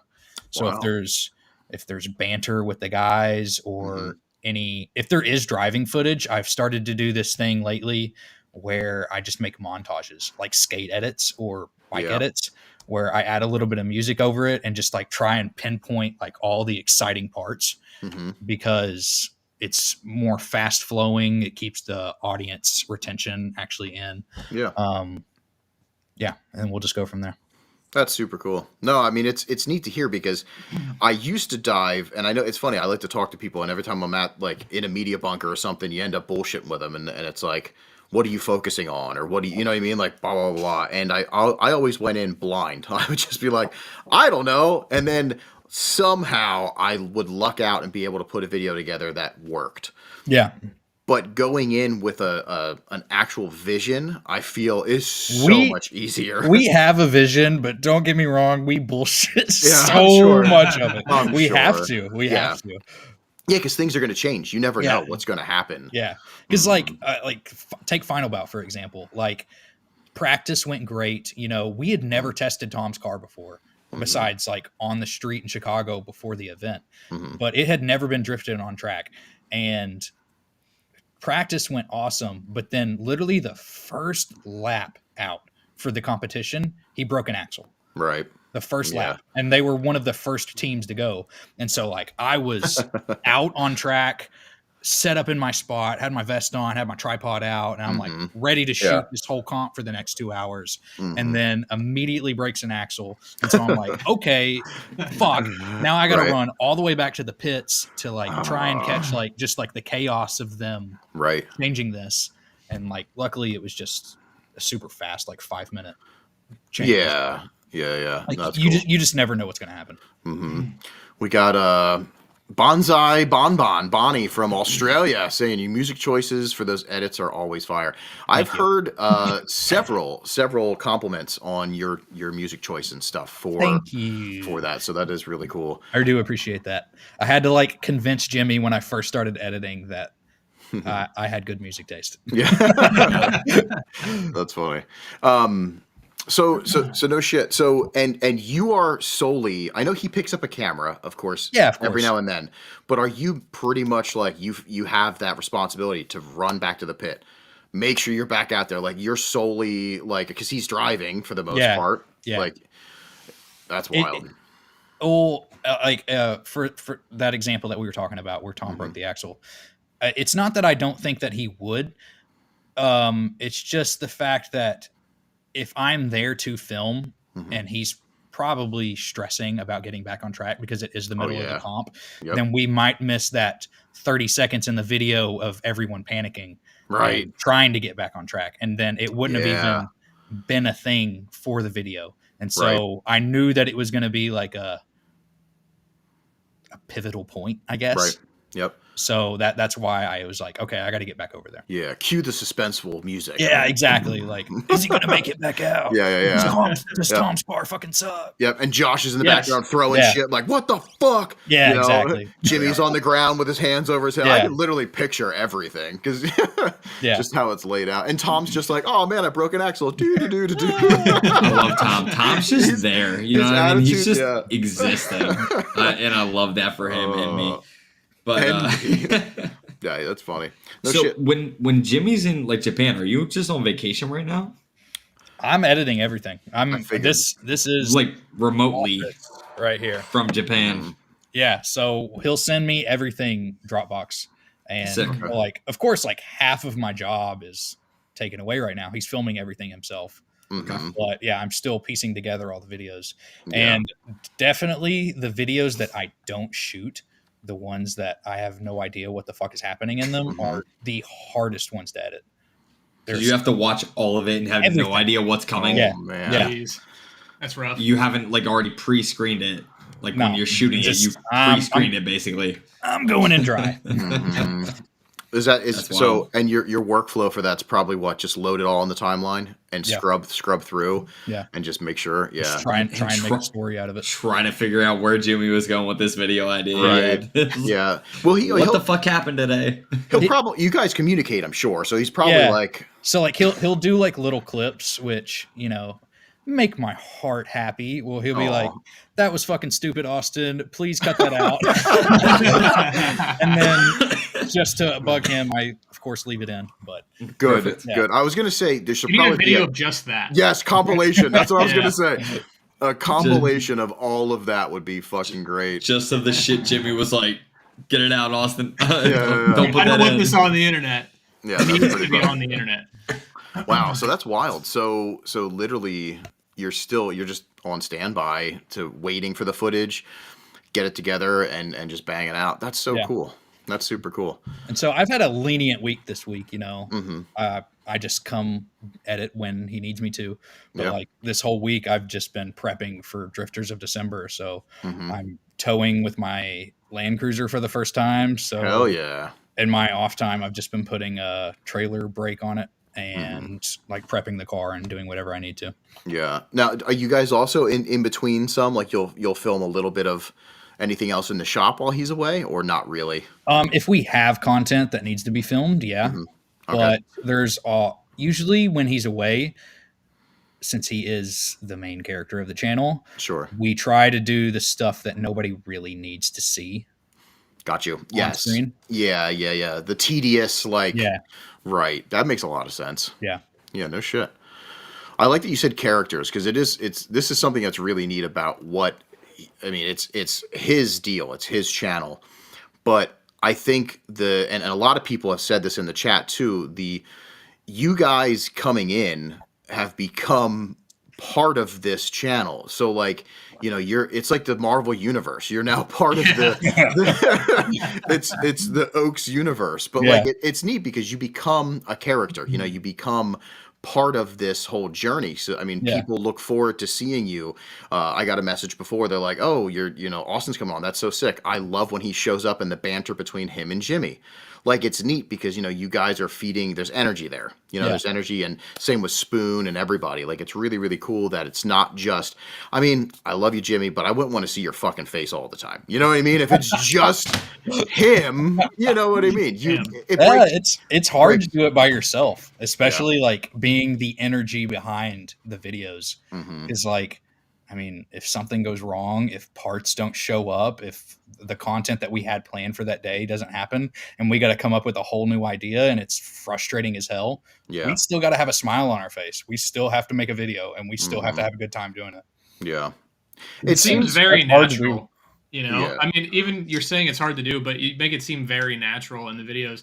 Like, even I'm sure half of the videos, you were not planned, because something probably went wrong to prevent a different video from happening. Yeah. But you definitely seem to make it like, everybody always is in a good mood. Yeah. And then that's always nice to see, especially from a viewer point of view. You don't want to see somebody like, well, this didn't happen. Fuck.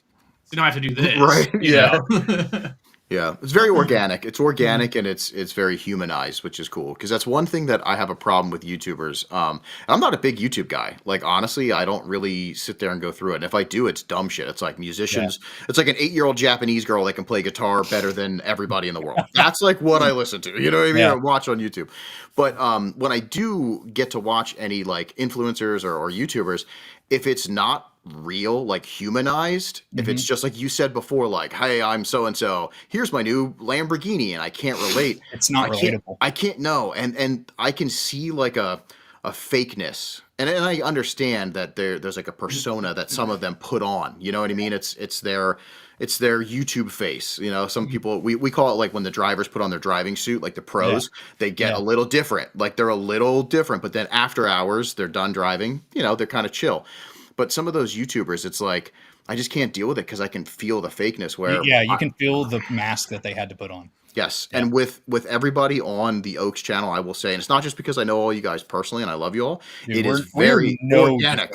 Yes. We're no different off camera than we are on camera. Yeah. And we're literally just guys in a garage trying to make content. Yep. And it's cool. Yeah, you can see that. You can see it.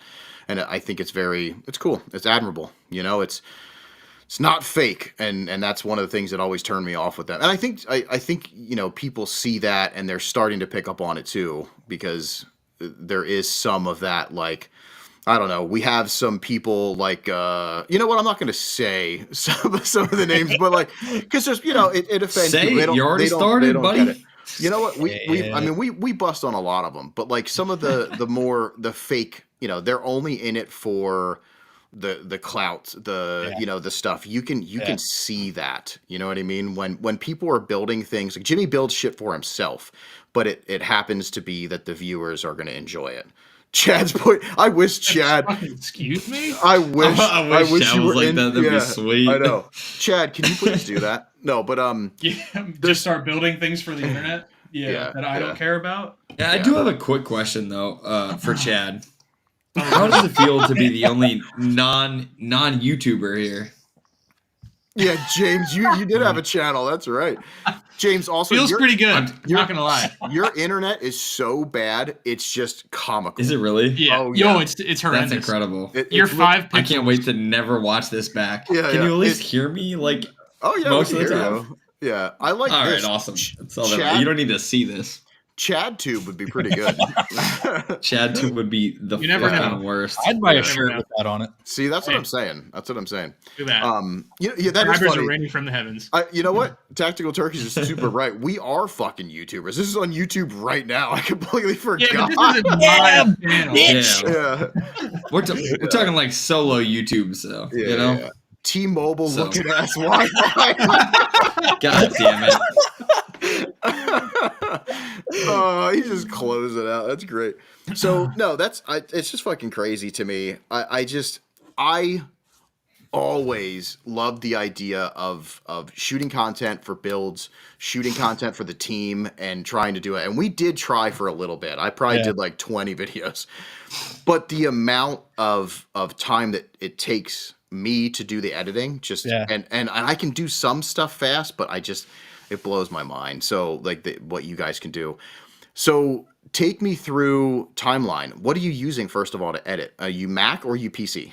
I am a Mac boy. Good boy. Yeah. I am. I got a Mac my first year of college before I'd ever started my own YouTube channel, just to do my schoolwork on. And the editing program that's often used with Macs is Final Cut. Yay. So I was always a Final Cut guy. A lot of editors will not like that. They say use Premiere Pro or whatever, but I've always used Final Cut. And like relearning a program at this point and like with my workflow, that sounds like hell. So I'm You good. should have the time for that shit. Yeah, Right. exactly. Yeah. No, that's cool. I'm a Final Cut guy myself. I love the Final Cut. And honestly, they're all the same. Yeah. It's just where you have to go to get different things. You know what I mean? So it's just familiarity. And are you like a footage dump guy? Are you like take everything, timeline, and then edit down? Or do you screen? Like what's your process there? Dump everything into the editor, but I don't put it on the timeline, and then I'll scrub through each clip and watch it, and then just pick out what moments through that clip. Oh, that's pretty cool. Yeah. And make the timeline as I go. Nice. And so then I can go back, make sure the story makes sense by the end of it, and then I go back, I rewatch it all again to make sure all of it makes sense, and add the music the second time, so that I can edit it down to the music. It's so interesting. It's neat because I'll do like I pull all my stuff up, and the music is what I build around. I've had a lot of people tell me that. Yeah. No, that's just not how I use. No, that's pretty cool. Do you hang on to unused clips? Rio's asking. That is a good question. Everything that we shoot is saved. Wow. We don't have a ton of unused clips. I mean, like, if anything is unused in the clips, it's ums or so's or just pauses in between speech. But everything we use, we save on hard drives and just put in the corner. No shit. Yeah, and do you label everything too? Like, do you keep it like logged? Yeah. Usually an 8 terabyte hard drive will last us about a year. No shit. Yeah. So, and does the same method apply to Brazer's storylines? Yes. I love that. Here's a good question. Do you find yourself using old clips at later dates just because it feels right? Or you guys are kind of just going right through it? Right through it. Yeah, that's wild. It may have been asked, but is it all 4K? That's a good question too. We usually shoot 1080 60p. Yeah. Yeah. It's just the easiest way to export it and get it uploaded fast. 4K is just so big that we just Yeah, that makes sense. And so like, are you guys kind of in tuned at this point when you're so? And I'm going to embarrass myself, but when I'm trying to get something across, let's say I'm making an ad for a dumb hoodie or something that's coming out, I shoot that 70 times. You know what I mean? Like, I'm doing the same thing. I'm stumbling over words. I start over, whatever. You guys are probably so fine tuned. Like, when you hit record, you're not really doing a lot of double takes. We do double takes. Trust me. There's double takes. Okay. There are good days, and we'll all like nail it first. Yeah. And we'll all go like, "Damn, Jimmy, like that was good." Okay. Like you actually got it this time. Okay. But yeah, of course, there's double takes. Okay. There's days where we have to do the intro fucking 10 times because we can't get the wording right or like don't know the point to like portray. Yeah. You know? So. No, that's cool to hear. So I don't feel so stupid. No, it's like a small scale movie set is all it is. It's just dumbed down to YouTube. You're not shooting like a motion picture, but you're still going through the motions, which is kind of cool. Yeah. Yeah, I just kind of figured it was like a one take thing, and like See, once that's it's, what once whatever it's done, goes, it's goes. done. Yeah. Yeah. See, I mean that's kind of what I was thinking too. Like not like super one takey, but like especially like the talking points, the talking head parts are fucking crazy. You know what I mean? Because you can stumble over words, you can screw it up. But I've seen certain people out there in the wild, and it is like one take. You know what I Yeah. mean? Like they Yeah. like I think Noriaro's kind of like that. I don't Yeah. think he's kind of like whatever he gets, and if he doesn't get it, he doesn't really. You know what I mean? It just Yeah. it doesn't make He's it. got such like a chilled, laid back vibe to his videos too. Yeah. But no, that's pretty wild to hear, and I was curious about that. So now Jimmy's out there in Japan right now. Does he have his own gear? Like, do you guys have gear setups? Like, so what? And let's talk about gear because I know people are going to want to know about that too. So, what is your main camera? Like at the shop, at the track, what's your main body and main lenses? Okay, so for our vlog camera, the one that I'm usually shoving in people's faces, we use a Sony A7C, Okay. and I think it has a 16-30 on it. Okay. That's the one that Jimmy has in Japan right now. It's a G Master lens. The Okay. lens is really, really, really nice lens. Yeah. It's super, super wide angle because sense. we like that up in your face, Yeah. like fast zoom in, like kind of like the Office vibes. Right. Yeah. Where Everything's like, cooler through a fisheye lens. Yeah, That is honestly, true. yeah. That is true.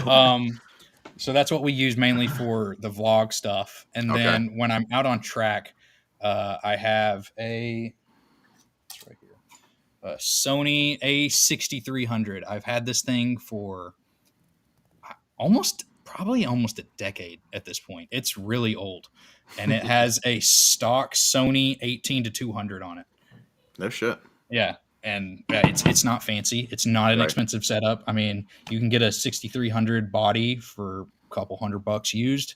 Yeah. And then I want to say we got this lens for $200 or $300. Mm-hmm. And then my saving grace when we're out on track, I have a Atomos Ninja 5. And so Okay. that is my screen and recorder. Mm-hmm. And that's my saving grace right there. I love this thing. And so that takes the 1080 and it makes it look so crisp, and it records to the SSD in the back of it. Ah, So that's cool. that's the thing right there. If you're going to buy anything, that's the thing.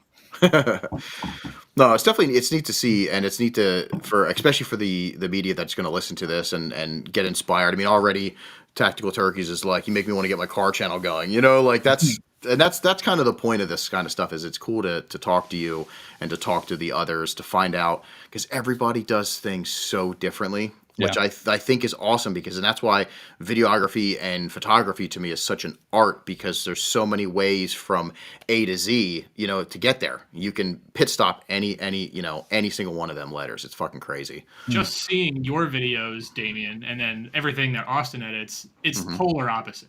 That's what I'm saying. You're Yeah. the most biggest, you're trying to film a motion picture. Oh, I love you it. want to be have explosions in the background, fucking titties flopping everywhere. Yo, titties. You know what I mean? Absolutely. I wish we could have some titties in Jimmy's video. You could. That would that's make me true. a much happier man. That's so funny. He might send you back to Kentucky, but you could, for one video, have lots of titties. Does he YouTube see? is canceled. Yeah. When the fuck are we going to compare nipples? Come on. Oh yeah. Jesus Christ. We gotta We're do waiting that. for you, buddy. I fucking love that. Does Jimmy see the videos before you upload them, or does he just trust you with doing it? I Ooh, think that's a good when I question. first started, he would skim through them and rewatch to make sure I was doing something that he liked. Honestly, I don't know the last video that he's watched. That's awesome. That's a lot of Perfect trust. time to add some titties. Yeah, so this is Yeah. the You'll never perfect time even to put know. titties in. We'll Yeah. never God. know. That'd be the best. Yo, you got to do Until it like. YouTube stops sending him a check, he's like, "Yo, Austin, What I'm sorry, the I can't fuck? pay you this week. Right. YouTube didn't send the check." Oh, that's super funny. Imagine that. Yeah, you know what? It sucks. I mean, imagine if we could do whatever we wanted. You know what I mean? In Yeah. videos. Also, even just using any of the music that we want changes things so drastically. Like, 100%. I couldn't believe so I'm not monetized. I reached a level where I could have monetized the channel, and I never did it because there's no point. I get 200 views on this, 1,000 on this one. Doesn't make any sense to do it. So it also allows me to pick good music right now. You know what I mean? Because it doesn't matter. But it fucking pisses me off every single time I watch you'll do something sick in slow-mo and you can hear a song in the back of your head that you would love to grab off of like Spotify and use, and you just can't, and it just so why can't we have like an eagle fly down, pick up some big ass fucking titties? You know what I mean? Like something weird. See, you're Mr. Cinema. Your storyboard is forming in your head as we speak. You don't even want to know. I want to do eventually. So I'm done with YouTube. Like you guys are slaying it. You keep going with the YouTube, do all the fun stuff. But I am going to never stop making dumb videos. Yeah. And I think I'm going to make a Netflix pitch, but it's so not safe for work that it's just a joke. You know what I mean? But I want to take what gets in here and make like a half an hour full, like, hey, this would be my TV show. You know what I mean? Like puppets, animatronics. I'm really scared to see that. Yeah. It's gonna have everything, like hemorrhoid donuts, like anal tongue darts, but like the whole. I want to go nuts, but it sucks. It always pisses me off that we can't do much of that shit on YouTube. You know what I mean? But at the same time, or anything you just said. Anything. Yeah, I know. But at the same time too, you guys have built such a brand that like random titties in a video would not be on brand. So, like it just doesn't work, but it would be funny. That would be funny. But it would make the video really good. It would. I mean, any of that stuff, like, oh yeah. No, that's funny. Is there anything that and somebody actually asked a question about color grading that you have that's like kind of like your flavor of video? Like, do you have like a LUT file that you're like, you put over all of it that, you've completely graded it and this is my look? Nothing. So you're just raw. Everything's. We do. I mean, everything out of the vlog camera is raw, and then everything that I do on the recorder is in Rec 709. Okay. So I can color grade it a little bit, but usually straight out of the recorder, it looks pretty good. But we're creating and producing content so fast that I was going to ask. I don't have time for that little stuff. Mm-hmm. As much as I wish that I did, I don't. Yeah. What about audio stuff too? Do you mess with any like audio editing or no? It's just like See, Damien, that's awesome. You could make videos. Oh, I know I could, but it would you never. Want to go over the fucking moon. Chad, you are the only one here who is not a YouTuber. That's saying true. Apparently I am. You can make YouTube videos. You know what I mean? Come on. That's funny. No, that's it's just something I leave it up to the pros. These guys got it on lock, like let them do it. This is what we're not good at this either. We fucking suck at all this shit. Yeah. So we can't even do a real podcast. Austin, if I wanted to, could I book you for like a sexy fall like photo shoot just for myself? Ooh. We can make that happen. Yeah. Actually, I'm thinking like some pumpkins. Maybe some like leaves. Fall, it's over. You're in Christmas time. It needs like you need like our shop Kuroshi nude calendar. That would be amazing. I feel like we're really having a brainstorming session right now. There's money to be made here for all of us. Yeah. Oh, absolutely. Maybe like $20 or $30. We'll sell one calendar to Jake. Jake is the only one that will buy it. Limiter Jake is going to be like, oh, I'll buy that. But he's only buying like every 4th month. It's the month with Chad on it. Yeah, that's right. Yeah, that'd be funny. If you guys will excuse me, I'm going to go take a pee. Wait, hold on. No, we're going to talk so much shit while you're I've always wanted to do this. What?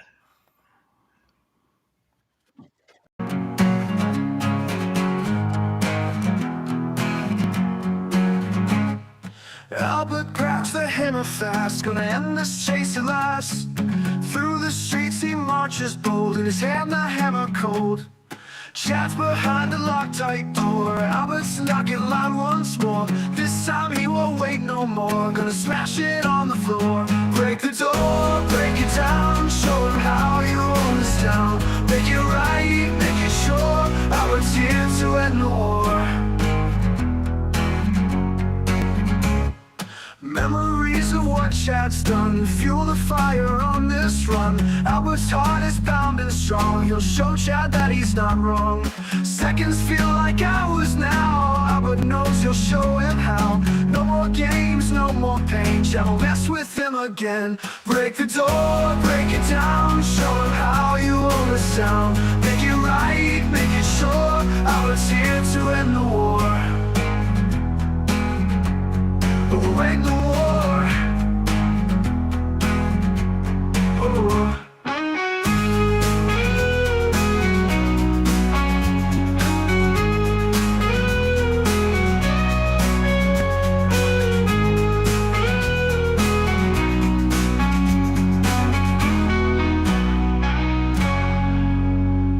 Break the door, break it down. Show him how you own this town. Make it right, make it sure. Albert's here to end the war. Break the door, break it down. Show him how you own this town. Make it right, make it sure. Albert's here to end the war. We'll end the war.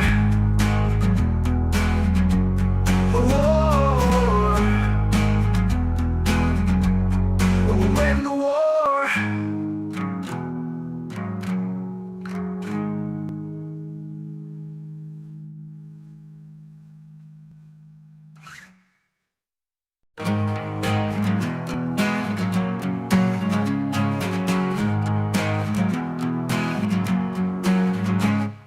Albert grabs the hammer fast, gonna end this chase at last. Through the streets he marches bold, in his hand the hammer cold. Chad's behind the locked-tight door. Albert's knocking loud once more. This time he won't wait no more. Gonna smash it on the floor. Break the door, break it down. Show him how you own this town. Make it right, make it sure. Albert's here to end the war. Memories of what Chad's done. Fuel the fire on this run. Albert's heart is pounding strong. He'll show Chad that he's not wrong. Seconds feel like hours now. Albert knows he'll show him how. No more games, no more pain. Chad will miss. Video, what the fuck? What is up? And we're back. Fucking crazy. Pee break. Oh, it's Rio. What's up, Rio? Did you pee? No, I peed earlier. Oh, nice. No, actually, so what Prepared, Rio's not man. telling is the three of us peed live on stream while you guys were gone. Yeah. But it was in the backstage. So you have to subscribe to the Patreon to see that. My monitor. There's a market for those videos. Some true. people do love pee. You know? Hey, so Should have taken my Yeah. laptop with me. That was awesome. So, like, when I'm like in a rush and I'm peeing, you know how like, and I'm sure everybody, girls and guys have the same like strain or stream control. So like, I'm like letting her fly, you know what I mean? I'm like, hurry up, let's go. And then at the end, you know that little like burst that you do where you're like pinching it, but you're like kind of getting the rest of it out? I did, Yeah, like, you got to get the rest out. I did like 50 of those because I'm like, Fucking machine gun. like it. I don't know. I'm just like rushing. I'm rushing because I want to get back. You know what I mean? And then when my first penis is done, my second one has to go. You know what I mean? And I'm like, are you serious? Damn. What do you guys do with your second penis? Your second penis to the side or to the top? They're like this. Yeah, Okay, of course. On vertical. top of each other. I like that. I wish. Hey, well, Being welcome aside back. of each other would just look really weird, I think. Yeah, That's yeah, that would be weird. crazy. That would be weird. I support two Patreons, Jimmy and Pile Up. Oh, yeah, we love you. What a cutie. Yeah. And I like, you know you know how Austin works for Jimmy and his drinking Red Bull, Yeah. and I don't, like. No, you work for me. But I You tell don't, Are everybody. you drinking a Miller? so like Austin has Jimmy and I have you, right? Sure. So And you're. then and Austin's drinking Red Bull, and this is Pilot's. Oh, God. Nice. It's Steve Modelo. Oh my god. That's crazy. Little different, right? A little different around these parts. Definitely a little different. But that's fine. I love it, Rio. You're the fucking best. Oh, man. Right. Oh my god. So That's all he came in to say. It was like, yeah, you got Red Bull, yeah. I got fucking whiskey. Pussy. Yeah. Up that budget. No. He just like, yeah, you're not on a pilot budget. I don't know. I don't That's want not to what rub I it in, meant. Austin, but He's like, that's not what I meant. No, Not it is. what I meant at all. Yep. This is gang wars now. So I while I was taking that stream of Justice P, I was curious, and I know it's already taken you some crazy places, but where has this job taken you that was just something you never ever saw coming? You know? Japan. Yeah, I bet. That's Yeah. so sick. I wish Damien would take me to Japan. I'm trying. Patreon supporter. No. Patreon supporters go to Japan. Chad is not actually subscribed to the Patreon, so Yeah, that's funny. I'm was excited for our unreal. trip though. Honestly, I'd never been out of the country before, Okay. and now, I mean, we went to Canada twice, so it's, I guess that counts. So Canada twice, It's Ireland, connected. You know, Ireland twice, and then Japan, and that's just fucking insane. Honestly, That's it really so cool. is. Ireland was first. So you got Canada. Like what was like the order? Yeah, I think it was Ireland first. Ireland first. Yeah. No, that's cool. And I'm sure that the crazy amount of people that you're meeting too Yes. is just wild. Like just from everybody. Every Especially because like in Canada and Ireland, those are the LZ World Tour festivals, and so everyone there is a YouTube watcher, and Sure. enthusiast, whatever. Yeah. And so you'll be walking around, and there's people screaming at you, and and like I always say, because Jimmy and Spoon are the ones that are mainly in front of the camera. If somebody recognizes me, especially being behind the camera, and somebody that doesn't come out as often, then they're really an avid watcher.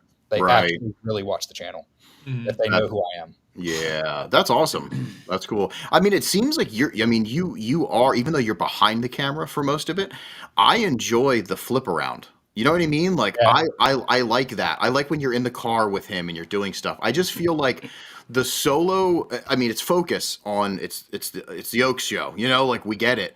But I think you need those other characters to build you and to have the camaraderie. Because if you're just by yourself, like vlogging, it's super boring. Yeah. You need somebody to call your shit, or you need someone to get hyped. You know what I mean? Like, and you need the banter back and forth, and you have to have that. You guys, specifically, I like the camera turn. I always liked when like the drift games. I can't remember his name. Not Josh. Yeah. Flips it around really quick, and he'll be like, "I don't know." You know what I mean? Like that kind of. I like that back and forth, and I think it's more. It shows two friends. This is what it feels like from the outside. It feels like two homies hanging out doing something awesome versus this guy's just showing you what he's doing. You know, like I like that feeling. So I think it's really cool. And you became an awesome character. Everybody, I think a lot of people are, you're growing the channel because people also are, not attracted to you. Well, they're all attracted to you because who isn't? You know what I'm saying? Yeah, that guy's kinda but your energy and stuff brings more people. You know what I mean? And it can be a different way of life. Like Spoon is completely opposite than than the way you are, and it's neat that you have this whole fucking like just all these different personas. Yeah, it's so I love that. It's like I said, I don't really watch YouTube, but like I can watch Oaks. I can watch it, and I'm not like cringed out. Thank you. Yeah, He's like, I'm fucking trying. Yeah. No, I mean, he's cringe as fuck. He's so hard to make look cool. Yeah, right. He's farting nonstop. He won't stop eating batteries. I fucking wish, man. Oh my God. This would be so good. That'd be so good. Somebody, what is this?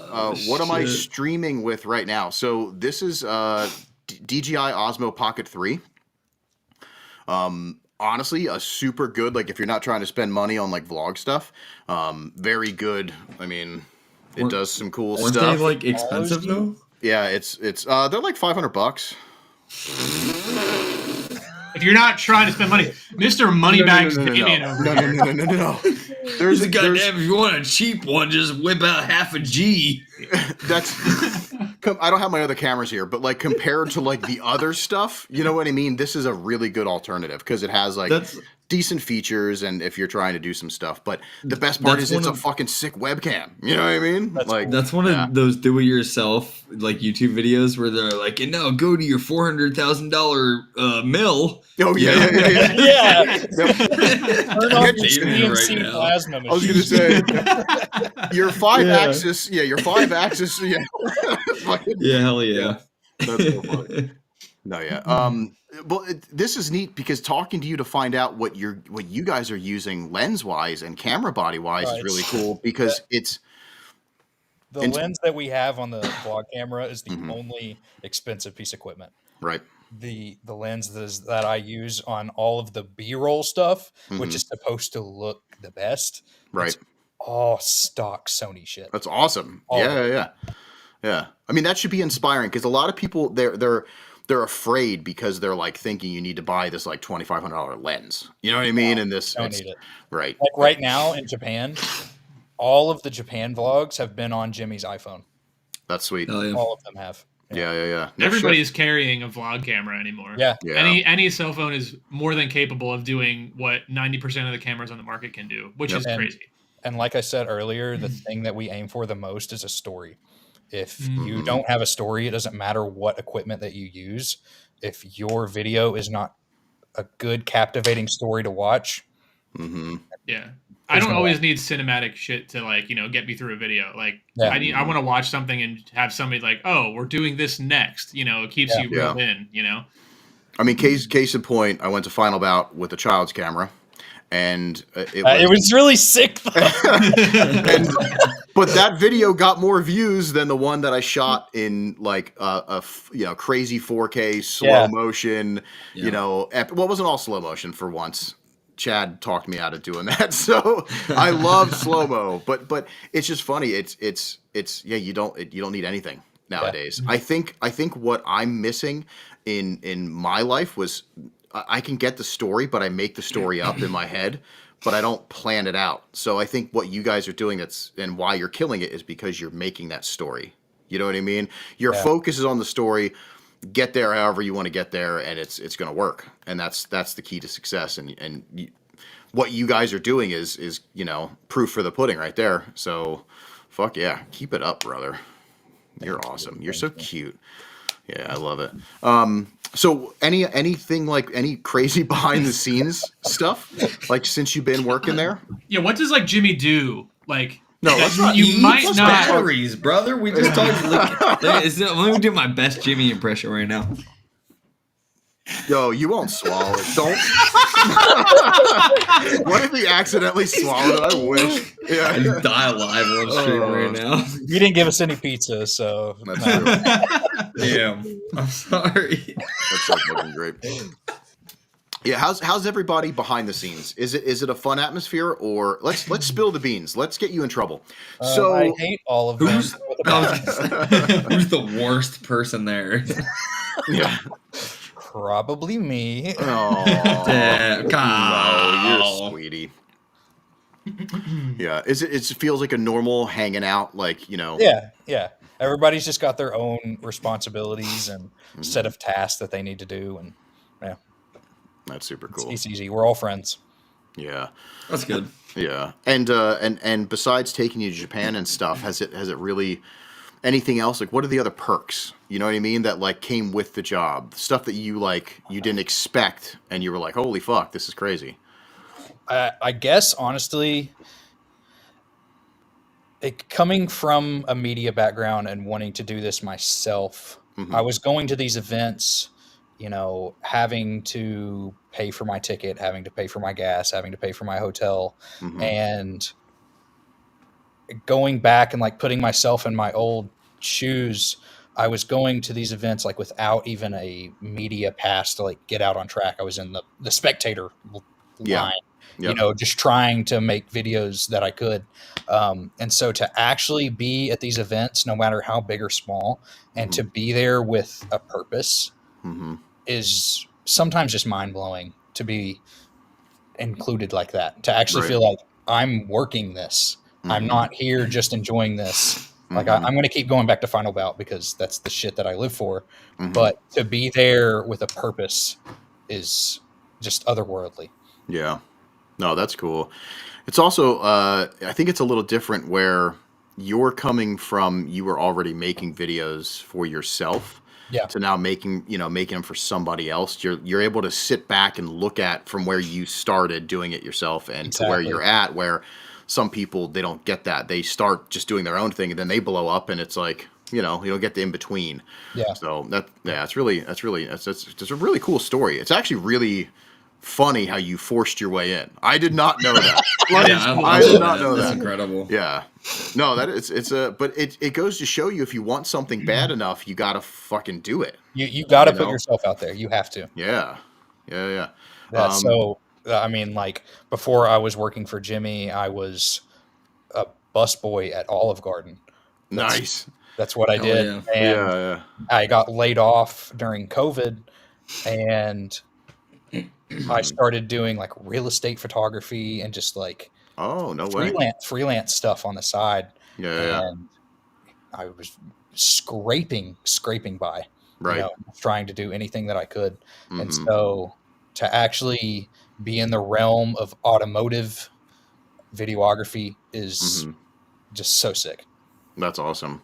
Caitlin was asking, are you focusing on just like kind of capturing, the team and stuff, or you stay on track to get media of some of the other drivers still? Do you find yourself like, getting some of the others, or do you have to focus? I mean, your time probably has to be spent on your purpose. Yeah,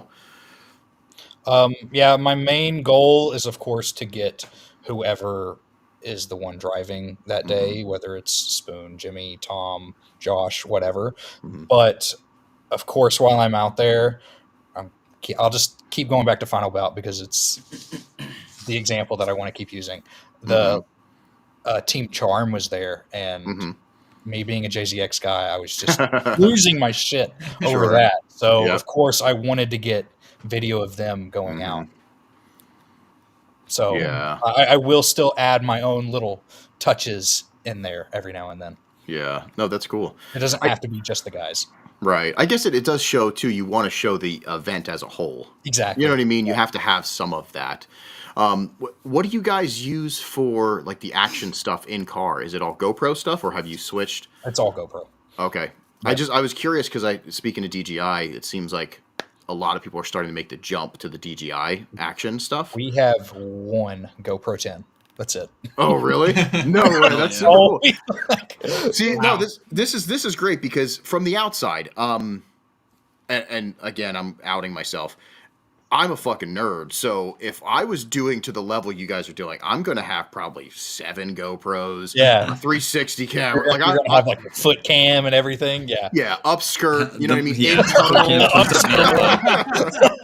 But like, and it's funny and it's cool because and I think that I've been taking after I met so many of the YouTubers and the people that are technically literally like doing this, well, they're doing it for a living. I've been finding out that it's like get rid of the gear. You need to dumb it down. So like I haven't used my GoPro in forever. Yeah. My 360 camera, I don't even break it out. Like I'm just going to start selling the stuff and concentrating on the fine things, what you actually really want to get. But it's funny because in my head, I'm a gear nerd as well. So I'm like, what's the hottest? What's the newest? Yeah. And What's going to help me get this best shot? Yeah. And like Chad said, it is the cinema. See, I'm a cinema nerd. So I You get love one camera for one shot. Mm-hmm. Yeah. Yeah. Like I want to strap like the red to everything. You know what I mean? Like I want to do like crazy stuff. It seems like I just need to like settle down. And this is cool because we get to talk to you and people are like, whoa, they only have one GoPro?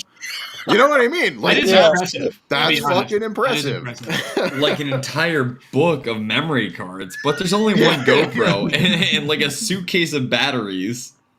Probably. These are the 2 memory cards I have right now. Oh my god, that's it. Real big fucking baller budget over here, Jimmy. That's good. bro. Yeah. That's so crazy. We do not have a ton of gear at all. Like we make it work with what we have. That's You do so well sick. though for what you have, because it looked like Damien was saying, like it looks like you guys have more than you do. You know, just to make everything work, and the fact that you're doing it with next to nothing, pretty cool. No, that's really cool. I want to get back to some moments, because there has to be crazy memorable moments. So anything that stands out, like since working there, like anything crazy that happened at the shop or whatever that never even made videos, like Bomb threats. Someone comes in with a gun. Someone comes through naked. There's something here. Memorable moments. Let's think. The first time. Okay, so I had lived here for a few months, and I trailered the JZX up here when we first moved, and I left the GTO at home in Kentucky. And so then my first time going back home, I went to go see family and visit, but my goal was to get that GTO and drive it back up because I wanted to have all of my belongings up here in my new home. And so after going home, getting the car, road tripping it back up, there was just some maintenance and little shit that I needed to do. And it ended up being a weekend day. And it was my first time pulling a car in because I came in here in November. So we just had all winter, and it was April. And I was like, okay, the car season's happening. Let's get the GTO ready and everything. And so this is my first time pulling a car in to work on it inside the shop. And immediately, as soon as I opened the garage bay door, the two top pieces, because they like fold into sections, completely collapsed. And I was there alone, and I'm like, of course. No. You broke it. Yeah, and I'm like, I'm still like so new here. I'm like, please God, like somebody's got to be here to help me fucking put this back up. Yeah. So then I had to go get a ladder and like climb up into the rafters to like try and get the wheels like back onto track. And it was just a shit show. DJ ended up being here, one of the guys that's on the channel, and he has a shop like literally a stone's throw away, and he ended up helping me put the door back together. And then we just put a huge sign on it that said, "Please do not open again." Yeah. Oh God, that's And funny. so then Jimmy came back on that Monday, and I told him what had happened. I'm like, I'm sorry, like it's a little broken. He's like, oh, it fucking does that, you know? And then so he gets in there with like 10 metal screws and puts it back, and it never touched it since. Nice. That's pretty funny. Held together with fucking duct tape. Yeah, it always sucks when you're like new somewhere and something shitty happens, because you just feel like, fuck, this is on my permanent record. Yeah, that's so funny. What kind of interesting characters have you met? And is the, I'm sure it's different, but like how different is it from back home to the jokers that you have to deal with now, Everyone has their own personality, but I mean, it's not much different from back home. A car guy's a car guy. Nice. Yeah. Yeah. All of us are the same, but I've had the pleasure of meeting so many people, especially I worked here for a month, and we went down to Florida for the LZ Invitational. And so we went down to LZ's compound. And so like that was kind of just crazy surreal because everybody that's in this space, this automotive YouTube space, was there. Right. From TJ Hunt, Adam, Samet, Aaron Losey from Lone Star Drift, fucking just the whole entourage, right? Everyone. Yeah. And pro drivers and exactly. And so just meeting everyone that weekend was just unreal. Yeah. And that's like your first take on stuff. Yes. Like, been here a month. Yeah. Wow. Good reception. Is that, are you received well? Like, because everybody knows Jimmy, but like in the beginning where they were kind of like, who the fuck is this guy? You know what I mean? Yeah. I mean, like, I'm not going to lie. I'm kind of a shy person. I don't like to put myself into situations if I don't have anything specifically to add to the conversation. If I don't have anything that I think is going to benefit what's happening, I kind of just observe. I'm an observer. Yeah. And especially being in that, I was super, super shy and Yeah. probably stood in the back just a little too much. Yeah. Yeah. Yeah. So I've learned a long time ago, there's like a cool way to get like the shyness out. So like if you're the back guy, pull your pants down and just I stand knew there. this was going to be Dude, I tried. terrible I tried, but section it of did advice. not work. It breaks the ice. People are like, "Who the fuck's that guy? Why is his pants down?" And then now you're in it. You know, now they're like, "Oh, that's the guy that fucking dropped trowel the first time we met." Oh my You know what I god. mean? Yeah, You're that guy now. yeah, you're that guy. Yeah, that'll be me. God, I wish I was the shy guy. I should be the shy guy. That's my problem. I'm like, "Hey, You're what's so up?" far from I that. know. Sup, motherfuckers? Yeah, how many Skittles can you fit in your ass? You know, and people are like, "Who the fuck Holy is this guy?" shit. Oh, that's funny. No, that's crazy. That has to be wild because you're coming from the world of like you're watching these people. They influence you to make a fucking channel. Now you're working for one. Then you're getting to see every single person that you've ever got like you inspired said, by. There's so many people that I was meeting. I mean, I'm not going to out anybody, but YouTubers that I do like, YouTubers that I don't, and then you get to see the people with their mask on and with their mask off, and just how they react. And I don't know, it was really surreal. I bet. Who's the worst YouTuber? Like as a person. Jimmy Oaks. We already know that. We already know that. That's so funny. No shit, man. Yeah, this is all just really. It's really neat to see and to hear from the behind the lens. I like that. It's behind the lens. So many people have like messaged, when I said that you were coming on, and they were like, "I am so interested to hear how he got there." You know what I mean? Because that's And the I story. forced my way into Yeah, it. it's Strong just arm that guy. You're gonna hire me whether you like it or not. yeah, I like it. Let's check some of the questions that we got on the good old Instagrams. Hit me with anything you got. Hit me with your cum shot. All right. What? All right. I had way too much coffee today. It I sounds can like tell it. you're a bit jazzed. I'm very jazzed. I'm fucking jazzed up right now. All right, let's see here. Do you secretly hate Jimmy? No. Why are you lying? All right, let's see here. Yes. That was a whole conversation. That wasn't just a question. A lot of it's going to be, how did he go from shooting for fun to getting paid? I bet you a lot of that. Okay, so a lot of people wanted to know your origin story. You know what I mean? Since this is the Oaks universe, which we're going to deem it that. Yeah. As you're the character, who would you be in the Oaks universe?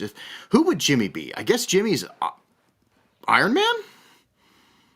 Yeah. Is this like a Marvel universe comparison? Yeah, it has to No, be. fuck no. But Jimmy who's ain't fucking Iron Man. I mean, he's Fuck not. outta But here. he's got to be. Jimmy's like fucking Ant-Man or some shit. He's a B-list. He's like a B. Be like he might have got a TV show. He can get a whole fucking movie. That's true. Good lord. Why does Austin secretly want a red MK4 Supra? Is that true? I don't know, but I can see the thumbnail of the Instagram account, and it's a red MK4 Supra. So, yeah, cool car, but I have no desire to own a Supra. So yeah, is that a Supra? Somebody said Hawkeye. I do That's like funny. Hawkeyes more than Blob Eyes. That's funny. That's fair. That's a terrible take. How about No? Bug Eyes? How I about hate Bug that. Eyes? Hawkeyes are cool. That's still Hawkeyes? Aspen White. Hawk, Blob, Bug. You guys went right into Subies. Okay. Plans for Rio Bash in 2025. Okay, so my we got? goal. Oh, I like this. He's got a whole ass plan. You can Yo. see. Bust, Okay, bust so it out. this weekend. Okay, so a year ago. Mhm. Where am I going to start with this? A year ago, I brought my Land Cruiser so that I didn't have to daily the JZX during the winter. Mm-hmm. Everybody says that the winters are here are awful. The last two winters that I've been through, they've not been shit. But whatever. I still didn't want to drive the JZX. You in the jinxed fall. yourself. You Yeah, just jinxed exactly. yourself. I'm glad that I did.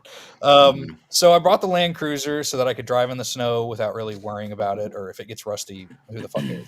Right. But also because it could be a potential tow vehicle, especially for just like a starter tow vehicle with the 2UZ. Mhm. Some people Yeah. use them. Yeah.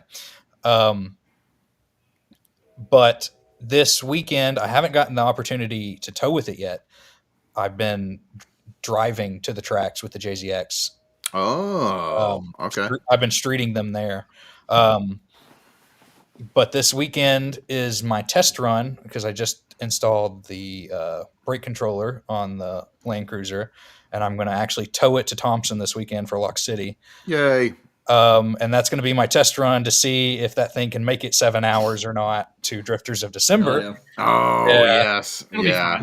To see if it'll be okay. I think it'll be fine. Mhm. But my goal is that hopefully, if I can get it dialed and make sure everything's good, I can take my own car to Final Bout next year.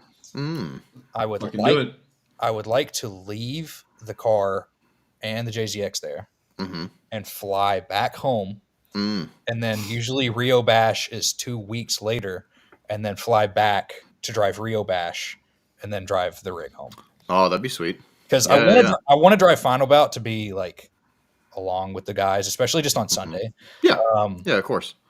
But of course, I'm not going to get the most seat time doing that, and I feel like Rio Bash is just the best option for that. You also have Hiroshi's looking for a fourth member. Yeah, just 'Cause, join. our fourth member doesn't ever drive. So Wait, hold on. We have 4. Wait, how many do we have? Oh yeah, there is 4. Who are we replacing right now? Because one team member drove this year. That's true. That's none of us. I drove one time. It wasn't even my car. So Yep. Chad drove one event, sort of. Yeah, like a Club Loose private. Yeah, but I drove Vibes. Fuck Okay, you. Vibes. Vibes is the only thing. Which is more than you drove, James. I got to make it out to Vibes next year too. Yeah, so you gotta. So, fun fact: we are doing a 4-door Hiroshi team too. So we you fit in. How funny would that be? If, you know what I mean? Like, yeah. Fuck Front Street. Yeah, Fuck yeah, Front Street. That's a great fucking Street question. is right. Great fucking question, Austin. Who would win in a fight, Hiroshi or Front Street, and who's fighting who? Oh yeah, we always bring that up. Like who's fighting? You know, who did I have to take? I forget. Josh? Was it Josh? No. I think you're fighting Jimmy. No, because I think we put Rich. No, Rich is fighting tall. Jimmy. They're You're tall. right. Yeah, okay. I think you're fighting Josh. Both of them got the dad strength too. Who's gonna take on that? That's what I'm saying. Yeah, that's true. Damn. Who's gonna take on Jeff? That's James. Oh, that's I got James. Jeff. That's me. Yeah. No contest. You're both real small. It'll be a real no contest. cool Easy, scrap. Jeff. Easy. Oh my god, I couldn't even like. They already talk about it. I see it all the time. Jeff is Dude, so dust. sweet. Yeah, he's such a sweetie. Imagine punching him. Like I Yeah, couldn't exactly. do it. I got no problem. I Heard it again, Jeff. What up? Yeah. Damn. Rio, clip that. Jay Wang, we're coming for you. Stone back. Watch out. Yeah. Oh, he's such a fucking sweetie. No, that'd be sick. You also have friendship cups out there too, so you could technically You can drive 3 weekends in a row. And yep. I don't know if Steve's in the chat. He might be doing something, maybe working. But Steve, one of the dudes that runs the friendship cup out there, yeah. Another cool event at US Air. So Okay. Yep. And hopefully you guys are going to be coming out for the SXD Challenge the 3rd, 4th, and 5th in October next year that we're doing. So That'll be a fun one. that's taking over Vibes. So Vibes is on hold for a year until 26. So this is giving me and the boys a chance to do something ridiculous. So Jimmy knows about it, but we need to make sure he fucking locks down because he's a pain in my ass. And every Vibes, he's like, "Oh, I'm going to Poland. Oh, I'm in Ireland. Oh, you know what I mean? Like Mr. Worldwide. yeah, fucking Okay, big worldwide. celebrity man. Yeah. We get it. You're a jet setter. Yeah, but yeah, that'll be good. But yeah, that'd be sick. So I'd love to see the 90 out there at US Air. That'd be sick. You'd have a blast. I would. Yeah. Jimmy, you drove the black car, right? Yeah, he was gracious enough Sunday because he knew how much I wanted to bring my car. Oh. He let me drive the black coupe, and I was super intimidated. I absolutely obliterated an axle trying to do a backy into what's Super D? Yeah, Super the D? Super D layout. Yeah. Absolutely obliterated an axle. Good. But then fix that, and then to do advanced reverse, it was so sick. Yeah. Such a good track. Reverse advance is crazy. It was so fun. Yeah, the blind hill is nuts. Yeah. And then Nuts. shooting up onto the wall, especially in a borrowed car. Oh, Ooh, yeah. Oh man, no, that's super cool. Well, we can't wait to see you out there. Hopefully that Hold me to it. yeah, that'd be sweet. And Hold me. I'm trying to find a 2-car trailer to do final bout to drop off. I want to bring the Corolla and the Verosa, so we could do some love 4-door. it. We could do some 4-door stuff and grab all the big 4-door trains out there. It'd be sick. That'd be so good. Right? Yeah, that'd be cool. Let's go to some more questions here. We got a lot of what got you working with Jimmy. That's everybody wants to know. You know what I mean? So we went through that. I didn't know him. I stalked him. Yep. Stalking is key. Yep. Yeah, now, exactly. Now he If has. you've learned anything, Yep. stalking is key, You can get anywhere by stalking your prey. Yeah. including jail. Yep. You know, That's true. Hey, you might get lucky. Like Now, Austin did. now Austin has a vial of his blood on his bedside table. Takes a little swig every night. Like, this is what keeps me going. Yeah. So this is from a media, but you don't really take many. Do you do photos a lot or not really? I've never been into photos. No, I've Okay. always been just a film guy. And one of my good friends, Carter, he's a really, really talented photographer, and he's trying to convince me to get into actually doing Yeah. photography. And I don't know. I want to take it up, but I've never. You have time. Yeah, exactly. Yeah, but I would like to really help kind of iron out that talent. Yeah. I'll tell you a little secret that I started doing, and I started this at Final Bout, even though I didn't show any. Those pictures are deleted already. I am not good. I can only take video. But what I was doing is I set the camera up to just be like a quick like click, and then try to start like before you go in, just take some photos. Yeah. Do you know what I mean? Like a quick, like, don't focus on it, but start having fun. And I'm finding myself growing with that, you know, like because I tell everybody all the time, I can't use my camera to take a photo to save my life. Yeah. And then, I see the same people using my camera and killing it out there. And I'm like, fuck, like how, Especially the people that can produce both. They're just Yeah. like, yeah. Yeah, that's raw talent right there because that's hard. It's usually one or the other. Yep, you gotta pick sides. So this was somebody asking. Casey was asking tips for new photographers. But since you mainly do video, we'll use this in like tips for any new videographers. Somebody that wants to get into it. Do you have any tips or tricks? Something you wish you would have done early on, maybe? When I first started, I was kind of like you, where I kind of splurged and I really wanted to get into the best kind of gear. Because I mean, like I've had the 6300 since it came out. Yeah. It was a very expensive camera then, and then I invested into the gimbal and all of that. But honestly, my style has changed, and I think just like good, easy tripod shots, static shots are. I really like using them. Mm-hmm. So I guess the tip would just be to just not overcomplicate it.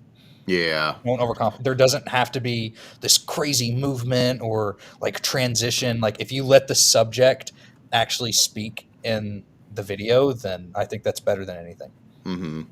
Yeah, so focus on what really matters, and it's the storytelling. It's the art behind it. No, that's cool. That is cool. Favorite part of working for Jimmy? Is there such thing?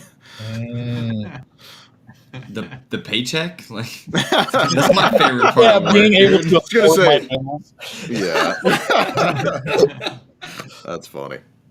I would say the travel. It's really cool to be able to get out and go places. Yeah. No, that's It's cool. like even though Polecat is a relatively close track to where I was from, Mhm. I guess it'd probably be like 5 hours from where I was in Kentucky. Yeah. I'm still excited to go there, especially like for this event. I think it's going to be really cool. Yeah. So to have that opportunity is sick. Yeah, you're going everywhere. Yeah. Yeah, that is really neat. Oh, look, she's in the chat. And any tips or tricks for editing? That's a good one. I want to hear some of this. If you have any editing, Learn tips. your software's shortcuts. To be able to use the keyboard and actually use the shortcuts is game changer. Yeah. So that I can actually have my workflow go really, really fast. Mm-hmm. That's one of the keys to being able to do it. No, that's What cool. if I only edit video on my phone? You do pretty good. You do I pretty good with that. cannot edit on my phone to save my fucking life. I really can't. No, if I do a reel or something for my Instagram or the Oaks Garage Instagram or something, I will put it into Final Cut and then export it to my phone. Really? Yeah, That's why I can't do it got on my this. phone. That's because it's big, Yeah, so I can actually do it. Yeah. Like, you know what I mean? Otherwise, I did the same thing. I just shoot it on the phone and edit it. Yeah, that's that's a really good tip for the editing. I just started doing my Stream Deck is now set up for Final Cut. So all of my hotkeys are plugged in for That's like cool. quick buttons. Yeah. You know what I mean? Like, and I wish I would have done that years ago instead of, I'm always like Command B, like Yeah. now it's just like slice, slice, slice, slice. So Yeah. learning the program is something I wish I would have done like years ago too, I mean, like even if you just learned the program or you just got it and you watched like a 2-hour tutorial, the basics for the shortcuts, it will completely change how you use it. Yeah. No, that's very, very true. That's awesome. Let's see here. Tell him to do something with the GTO already. I bought wheels for it over the summer, and I keep wanting to put my money and my efforts into the JZX. Yeah. That's where I want to put my effort right now. I'm going GTO, big. it's like clean though. Like it looks good. Yeah, it's yeah. fine. Yeah, Mm-hmm. it just I mean like it needs like some like revamp shit. Like the headlights are kind of dusted and some shit aftermarket. I'd like to get like OEM ones, but Yeah. that'll come later down the line. Yeah. Did you ever think about making it fast, like turbo or anything like that? I really thought about putting a Pro Charger on it. Ooh, That'd be cool. That'd be cool. Yeah. Pro But, Chargers are sick. yeah. Maybe in the See, this is where my mind went. I'd be working in that like, hey, for the channel, it'd be sick if we did this to my car. Hell yeah. Tell Jimmy that. Yeah. So everybody that's watching this, send the Oaks channel a message that says, "Man, it'd be sick to see Austin's GTO get fucking souped up." That's how we do it. That's how we get shit done. Doing it right now. Doing it right now. You're welcome. Oh man, I just had a question about that, but an idea, but I forgot what I was going to do because my brain is fucking fried right now. Also this from Limiter. This is a good question too, and I had this in my list here. Who's running the social media accounts? RJ takes over the entire social media account. Okay. So that is not on my plate. Yeah, I bet you that's nice. So Yeah. it's like build the content. Here Yeah, you so- go, guys. Have fun. Yeah, my main objective is just the YouTube channel. Yeah. Yeah. Yeah. If I have Does- free time, there's been a reel or two that I've made, but it's not my main priority. Yeah. Yeah. No shit. Opinions on the old coupe getting smashed. It's a drift car. Yeah. Yeah, smash it up. Yeah. Yeah. That makes sense. I mean, like it sucks to see, but like it's part of it. Yeah. And every other question is literally just the same thing of how'd you get into How it? did I get started? Yeah, which is cool because I was very interested to find out because I saw the post of, hey, we're looking for a full-time videographer / editor, Yeah. and it was neat. He probably should have made a series of that. You know what I Yeah. mean? Finding the new fit. I love when bands do that. They'll be like, we're looking for a new drummer, and it's like the tryout videos and the Yeah. silly stuff. That's super cool. Who fits in the best? Yeah. So what about some future goals for yourself, future goals for the cars, future goals for, the Oaks Garage stuff that you're shooting? I talked about this on my Instagram a few weeks ago, and sometimes I go into, I peak on my autism, and I'll just get fucking obsessed with something Love like it. super, super hard. I really, I know everybody's going to say that I should put the money into the GTO if I'm not going to put it into the JZX, but I really want a ZN6. Oh, okay. I think that is the next chassis. is. That's not an S for chassis. sure. And I would like to get on the wave before it really like skyrockets, because I've been able to find some like cheaper shells that have blown motors or whatever for $1,000. Yeah. And so if I can actually get an FA20 back into it and be in the car for, I don't know, a couple thousand, and then have a car that I can actually smash and not care about when I drive. Especially if I smash the JZX, it's whatever, it's a drift car, but just the cost to fix it is just astronomical Right. compared to what this car would be that is produced here. And so I'd really like to get into a smaller, nimbler chassis just for like regular driving, and then save the JZX for like special events. Yeah. No, that makes sense. It might not happen soon. I think first is going to come the single turbo for the JZX, but that is a goal that I have in mind, at least for the next year. Yeah. That's what I would like to do. Yeah. And you really just kind of started like really driving yourself like not too long ago, it seems. Yeah. Like, because you were like, I'm sure you were busy and you're getting some stuff, but like it's neat that I think that was one of my favorite episodes that I've got to see was what there was focus on you driving. Oh, You know yeah, what I mean? when I tested the car at Thompson. Yeah. Love that. Like that was super So cool. last winter is when I tore down the JZX, did all the timing belt, the tensioners and cam gears and everything on the 1J just to like refresh it. I took out the hydro fan and actually put in a good clutch fan and everything, and like made that car bulletproof. And so like this year is really my first year out on actual tracks.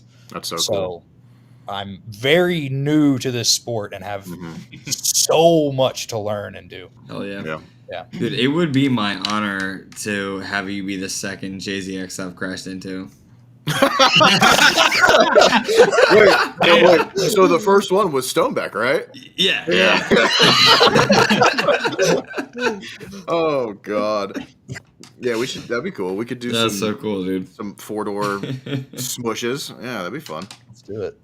Yeah, I'm stoked to see you behind the wheel. It looks like you're having a shit ton of fun. Looks like you're a natural at it, which is really cool. Thank you. I can tell, like watching the videos. Do you guys sim? Do you sim? I do have you can kind of see it back there. Oh, okay, cool. I do have just some Logitech G29. I don't know what it is. Yeah, I got it yeah, for like $100 off a friend. Yeah, It's okay. literally like the cheapest sim I could get. It That's all you doesn't have need. it doesn't have a handbrake or anything, but Okay, just to like get the motion feedback and like learn how the car will react during certain conditions, it's helped a ton. Are you on VR or just a single screen or real Single head screen. motion or Yeah. Yeah. Single screen. Yeah. And Jimmy makes fun of me because most of the time I drive third person.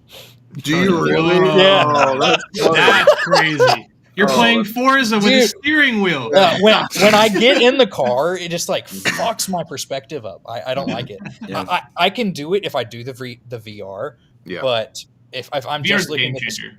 yeah, it really is. were you driving before you like drifting before you were sim drifting? Yeah, so the 13 probably came like 2 years Okay, before yeah. I ever got a sim. Yeah. That's what it That's- is. For that's what- most people, that's me. I can't sim. I've had a sim set up, like half-ass sim set up for the last 5 years. Can't do it, won't do it. Try it once a year, put it back in the box. Yeah. You When- know? But that's because you drifted before. Yeah. I think that's the problem. It's the That's what I'm gonna disconnect. blame it on. Yeah. You know? When I had the S13, I got to go out to that industrial complex and get practice in, even if it was just like once a day that I go out there, just like clutch kick a corner, whatever. Yeah. But then Yeah, when I yeah. got the BMW and I had a ton of problems with it, Mm-hmm. I ended up not being able to drive for months upon months and get any kind of feedback from it. So then I invested into the sim and so like that not being able to drive, and then like I took like a week to like really learn how it's supposed to feel, and it does not feel like a car, but it does translate like decently. Sure. Yeah. Yeah, I suggest and it's funny because even CJ, so CJ is a big sim guy too. I was even telling Rio backstage to try to transition yourself into like a cockpit view. Yeah. It takes a while, but really the biggest problem is getting your head motion stuff right. Yeah. And dialing that was the in. hardest part. It's hard and it takes a while, but I think that you can take no matter what, even CarX, your counter steering, even though you're using thumb sticks, the mental understanding of counter steer is there. The mental understanding of throttle control is there. But I think in the sim world, having that, you have, I mean, right behind you, you could literally just progress yourself if you get into that a little bit faster, if you get into that in-car axis, the pivot point. You know what I mean? Will It's start to something get you. I want to invest in, just getting even a cheap VR headset That because changes everything. my roommate, like I said, when we were back in Kentucky, he got one and let me try it on the sim, and I stole it for like 2 or 3 weeks, and like that's all I would drive on. It never made me sick, or I never had the motion sickness Good. from it, but I really enjoyed it. I just don't have the money for one. Yeah. I wish I did. I might be getting rid of my VR headset. I'm I'll gonna send- pick up a new one. So I'll send if you you're mine for serious free, about it. Austin. Just stop listening to whatever the fuck Chad's saying. I really don't even give a fuck. Like, Yeah. I'll fucking send it to you. That's so funny. I'll let you know when I get rid of it though, because it's just gonna be sitting here collecting dust, and it still works Love just that. fine. I just want the new one because Damien Yeah. said it's really good, so that's what I'm gonna pick up soon. I'm really good at spending your money. So Very good at it. Very yeah. good. Yeah. It's shockingly scary how good you are at making me spend money. I love it. I'm such a dick friend. No, that's cool. It's neat to hear, especially that you already did some stuff and then like it translates, but it's like it's a little harder for you to get into it because like I feel like that is the problem. Is if you've ever drifted before, you have to break if you have to break it again, you're already like, whoa, I got to let go of the wheel instead of holding on to it. Yeah. And now you have to do it again, but it's a different feeling because there's no G-forces, there's none of that stuff. Yeah. But yeah, I think sim is definitely, I mean, look at what's going on in the world with these fucking 15, 14, 12-year-olds coming out here and slaying it. Absolutely slaying it. So Yeah. that's cool. So yeah, I'm stoked. What do you got planned event-wise besides like, Rio Bash and Final Bout? What are you trying to hit? The Smile Death Challenge. What else? Yeah, that's in there. That's I just Lock want to make that. sure that Yeah, that was that's clear. About Rio Bash. Next event, it probably will end up being the last event of the year. Is just Drifters of December, yeah. and then I'm probably going to tear the car down and try and do the single turbo conversion. Okay. Are you Sick. big upgrade or you want to go like, because I'll tell you right now, I'm literally getting rid of my fucking Verosa single turbo big boy to go back to just a smidge bigger than stock. I would like. I'm probably going to end up doing the Pulsar G30 660 clone. Okay. I think that's like the perfect like in between of like a big enough turbo that I can probably make like 400 wheel off of, but not like so big that it's just ridiculously laggy. Oh, dude, that's what I'm fighting right now. It's like the car sucks. And then like I jumped in a bone stock, factory 1J with a single turbo, with a Power FC, and it felt glorious. And it fucked. Yeah. Dude, it was like, I'm like, what the? Yeah, I was so angry. Yeah. So angry. So yeah, that'll be cool. Yeah. I love the twins because. And twins. I love the twins because it's just like the power delivery is just like right there, but the car it's slow. And also with the stock ECU, I still have to have the stock cat because it'll overboost, and so I'm just gonna do fuel system, probably like a 6 boost manifold, the Pulsar, and just get it done with this winter. And so then that car should be like done, solid. Yeah. Right. Yeah. What kind of suspension stuff you running on it? Has BC coils, just because we got the hookup here. Yeah. What's your spring? Do you happen to know your spring rates? 22 fronts. Okay. Because you have to run stiff ones on the JZX, and then a 10K rear. 10. Wow. Okay. Yeah. 10K rear. That's soft. That is soft. Yeah. I'm surprised. They want them really stiff in the front and then really soft in the rear. And so then D-Max adjustables for all the rear, stock rear uppers. Because the only people that make the rear uppers for the 90s and the 100s are Serial 9, and they are so goddamn expensive. Yeah. They're like $1,000 for just those. And then 25 mil extended lowers in the front, stock uppers, Serial 9 knuckles. Okay. D-Max caster arm. Simple shit. It's simple. Yeah. Yeah. And it's that's not nice. too overcomplicated. Yeah, and it's nice that it came with the 2-way. Yeah. That's really Yeah, sick. that was really, really good. I'm Yeah. jealous of that. That's cool. It's funny because I'm trying to go to like 34K in the front and 24K in the rear. 34. 34. 34. I think How Jesus. are you I trying to think have like crazy fitment on that thing or Dude. what? Well, yes, I am. Yeah. But I'm 24/16 and I still get a ton of body roll. Yeah, I Yeah. think like our 90s 24/18, and it's like, it's still Yeah. slicing tires up in the rear. Yeah. Yeah, it's crazy how much they move. They're just heavy. They're Yeah. boats, you know? Yeah, big boat. Yeah. I think the JZX, I think Rich weighed it at like 3,600 pounds or something crazy. You know what I Holy mean? Like, Sounds right. yeah, it's fucking heavy. Yep. And like that's another reason that I kind of went into a ZN6 Mhm. because if I can do it for cheap, Mhm. I just think that it would help my driving too. I drove Jimmy's SR front street coupe Mhm. and it's fucking ruined me. It ruined Yeah. me because it was the funnest car I've ever driven in my life. It was so sick. And like the B knuckle and how it just like snapped to fucking angle, it was just unreal. Yeah. So I'd really like to have a car that was a little bit Nimbler. more nimble. Yeah. Mhm. Yeah, I think honestly it's funny because that like B knuckle style, I mean it's all heat maker, B knuckle, all that quick rate to angle is very similar to video games. Yeah. Like the car packs are like whoop, you're at lock. You know what I Yeah. mean? So you're already kind of trained, so it feels more natural almost. The thing You're that was used to just it. it was so sick because I don't want to say drifting is boring. It's the best thing in the world, but like Mhm. especially drifting the JZX where it's like super slow to angle and it's like big and swayy. The only Mhm. real fun that you can have with it is in tandem. Yeah, And I've never had more fun doing solo laps in that car. that's cool. You could be out there by yourself all day and be having the best fucking time. Hmm. I thought that was just unreal.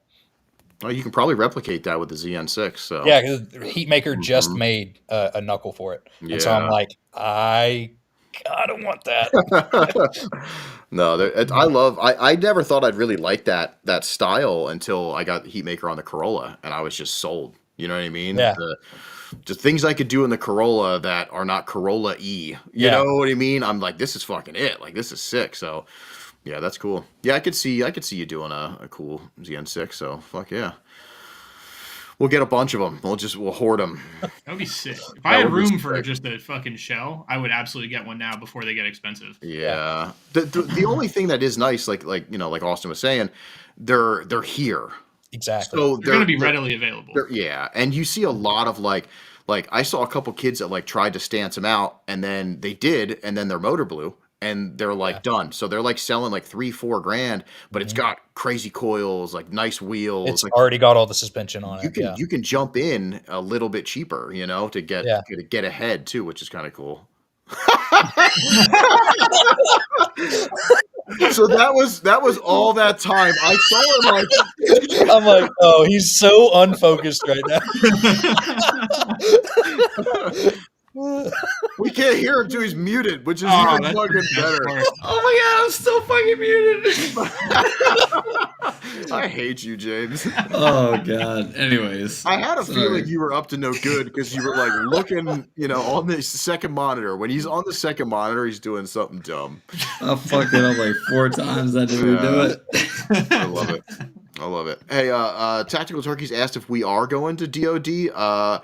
I'm gonna try to go. I don't see why not. I just want to go to hang out. So I'm going. I'm Austin's videographer for that That's event. true. So That's right. So- That's right.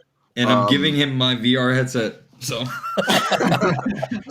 Maybe we can like all carpool if you want. We can go do some shit. So Chad, let me We know. can make a video. Yeah, for we can our do channel. that. I That am would- making a video. We can meet a videographer there. That's true. Wait. That Yeah. one. How about You this? could shoot a video for us. Why don't we shoot a video of James shooting a video for Austin? That would be Yeah. sick. That'd be It'll sick. be good. That I would be like good. this idea. Yeah. I'm in, dude. The thing that sucks is like we talk about this dumb shit, but then we do some of this dumb shit. So then it's like we're Crazy. oh yeah.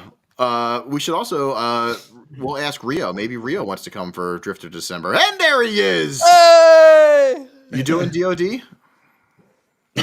You're muted, buddy. Everybody's muted. Wasn't he just yelling? Yeah. He was Yeah, like, "Ah!" I had He's like, such an enthusiastic yell, and you missed it. Oh man. Yeah, I'll come. I wanted to go. That place was Sick. sick. So it looks like it's a pile up expedition. I like it. Yeah, we'll have some fun. And some beer. And well, that's yeah. Attaboy, James. Yeah, that just means James and Chad will get super hammered and be friends for once in person, which is great. Good time. I can promise great things for Man, your YouTube video. we need to promise some good internet from you because right now you're lagging. You know what I mean? It's not gonna happen. I'll be there. I'm a 6'1" big black dude. If I come up not trying to rob you, bring Rio. I'm bringing a bottle of Henny for me and him. God. Look at that. That's fucking awesome. I'm muted again. I'm so excited about this now. Oh, It's God. like I'm going for the Henny. So it sounds like I'm gonna be doing all the video stuff And 'cause you driving, guys, yeah, because we're gonna be hammered. yeah, I never said my video would be good, but yeah, that's true. It will be a video. Yeah, there will be a video. I like it, man. Austin, this was super cool. I absolutely loved getting down to sit and talk with you a little bit more. It's cool because when we get to see each other, you give off such good, friendly, accepting, loving vibes. You know what I mean? Like Thank you're, you. I you're. try to. I think I probably comment on your hugs every time. They're very good. They're warm. I I'm like a to. hugger. You are, and I like to Yeah. nuzzle. I like to nuzzle. I'm a nuzzler. So, but no, I really, it's one of those things where you meet a lot of people doing this drift thing, and there's some energy. I'm gonna say I'm like turning into like a hippie, but there's some energies between certain people that you Your can just chakras feel. align. Yeah. Our chakras are like here. Well, do you see how it zoomed in on my or like focused on my shit? So, but there's this cool vibe that you give off that's very comforting. You know what I mean? And I think Thank you. I think going forward we should get an apartment together. And Yeah. I'll move in right now. yeah, right. No, it's refreshing in scenes because I come from, and Chad probably knows this stuff too. The car show scene is not like drifting. So when you meet people and you get to hang out, it's so different. You know what I mean? Yeah. Like we clicked and it's like, hey, what's up, dude? Are you doing good? Let me see your balls. So like you can't do that. Like, car show guys are very and the scene, kids and stuff. Yeah. It's different. It's a lot of shit talk. It's not like, Well, what's up? There's no love. when I was doing that in the GTO, Mm-hmm. because I couldn't afford to do anything else, it got really boring. You Mm-hmm. go to these shows and you stand there with your dick in your hand and your thumb up your ass, and Yep. you do that for fucking 3 or 4 hours, and that's Yeah. all you fucking do. Like, Yeah. If you don't have go- a Hell friend. yeah, Yeah. dude. that's, All right, brother. that's all you do is you just shit talk with these guys, and like Mhm. it's all who has the most money or Yep. who has the double digit camber. So Yeah. Yeah, I it's pretty think that- bad. Yeah, and that's probably it too. That is it. Is since they're not at that open and they're not opening to others from outside sources, they are just shit talking with the little posse that they have, and they're not introducing. Where drifting is like, whoa, did you see this car? Let's go look at this. You know what I mean? And then you go over and you start talking to that guy, and it's just very. Or he'll just be like, "What's up, guys? You want to see this?" You know what I mean? Like, dude, your tie rod broke. I have one over here. Yes, Like, I help you yes. do that. Yeah. yeah, I feel like we could go into that on a whole different episode, though. Like, is actually all of the drifting world that friendly and accommodating? No, you got so many assholes in that world, too. Yeah, there is. There's one right there. Where? Is he not a JZX owner? Yo, he fell off his I chair. just threw my fucking head up. I'm be dramatic about that shit. No, it's there's pockets, and I've there's definitely pockets in the drift scene for sure, but I think it's like 90% of most drift community, media included, is so they might be shy though. Do you know what I mean? But if you go and break the ice literally it's just nonstop like companionship. You focus in and your friends for life, which is really, really cool. Yeah. Where the show scene, I couldn't get behind it. Even the drag racing world, like they're out to get each other. Where here it's like we're out to help each other because nobody's really winning. You know what I mean? Like Yeah, all we're just all wanna losing. We're all losing money. Yep. That's We what all we're doing. yeah. We yeah. love to waste money, and we do it in the most flamboyant way possible. Yep. So but you were definitely one that stood out. You know what I mean? Like, very welcoming. Yeah. And I absolutely love your energy. So you are a rad dude, and we appreciate your time.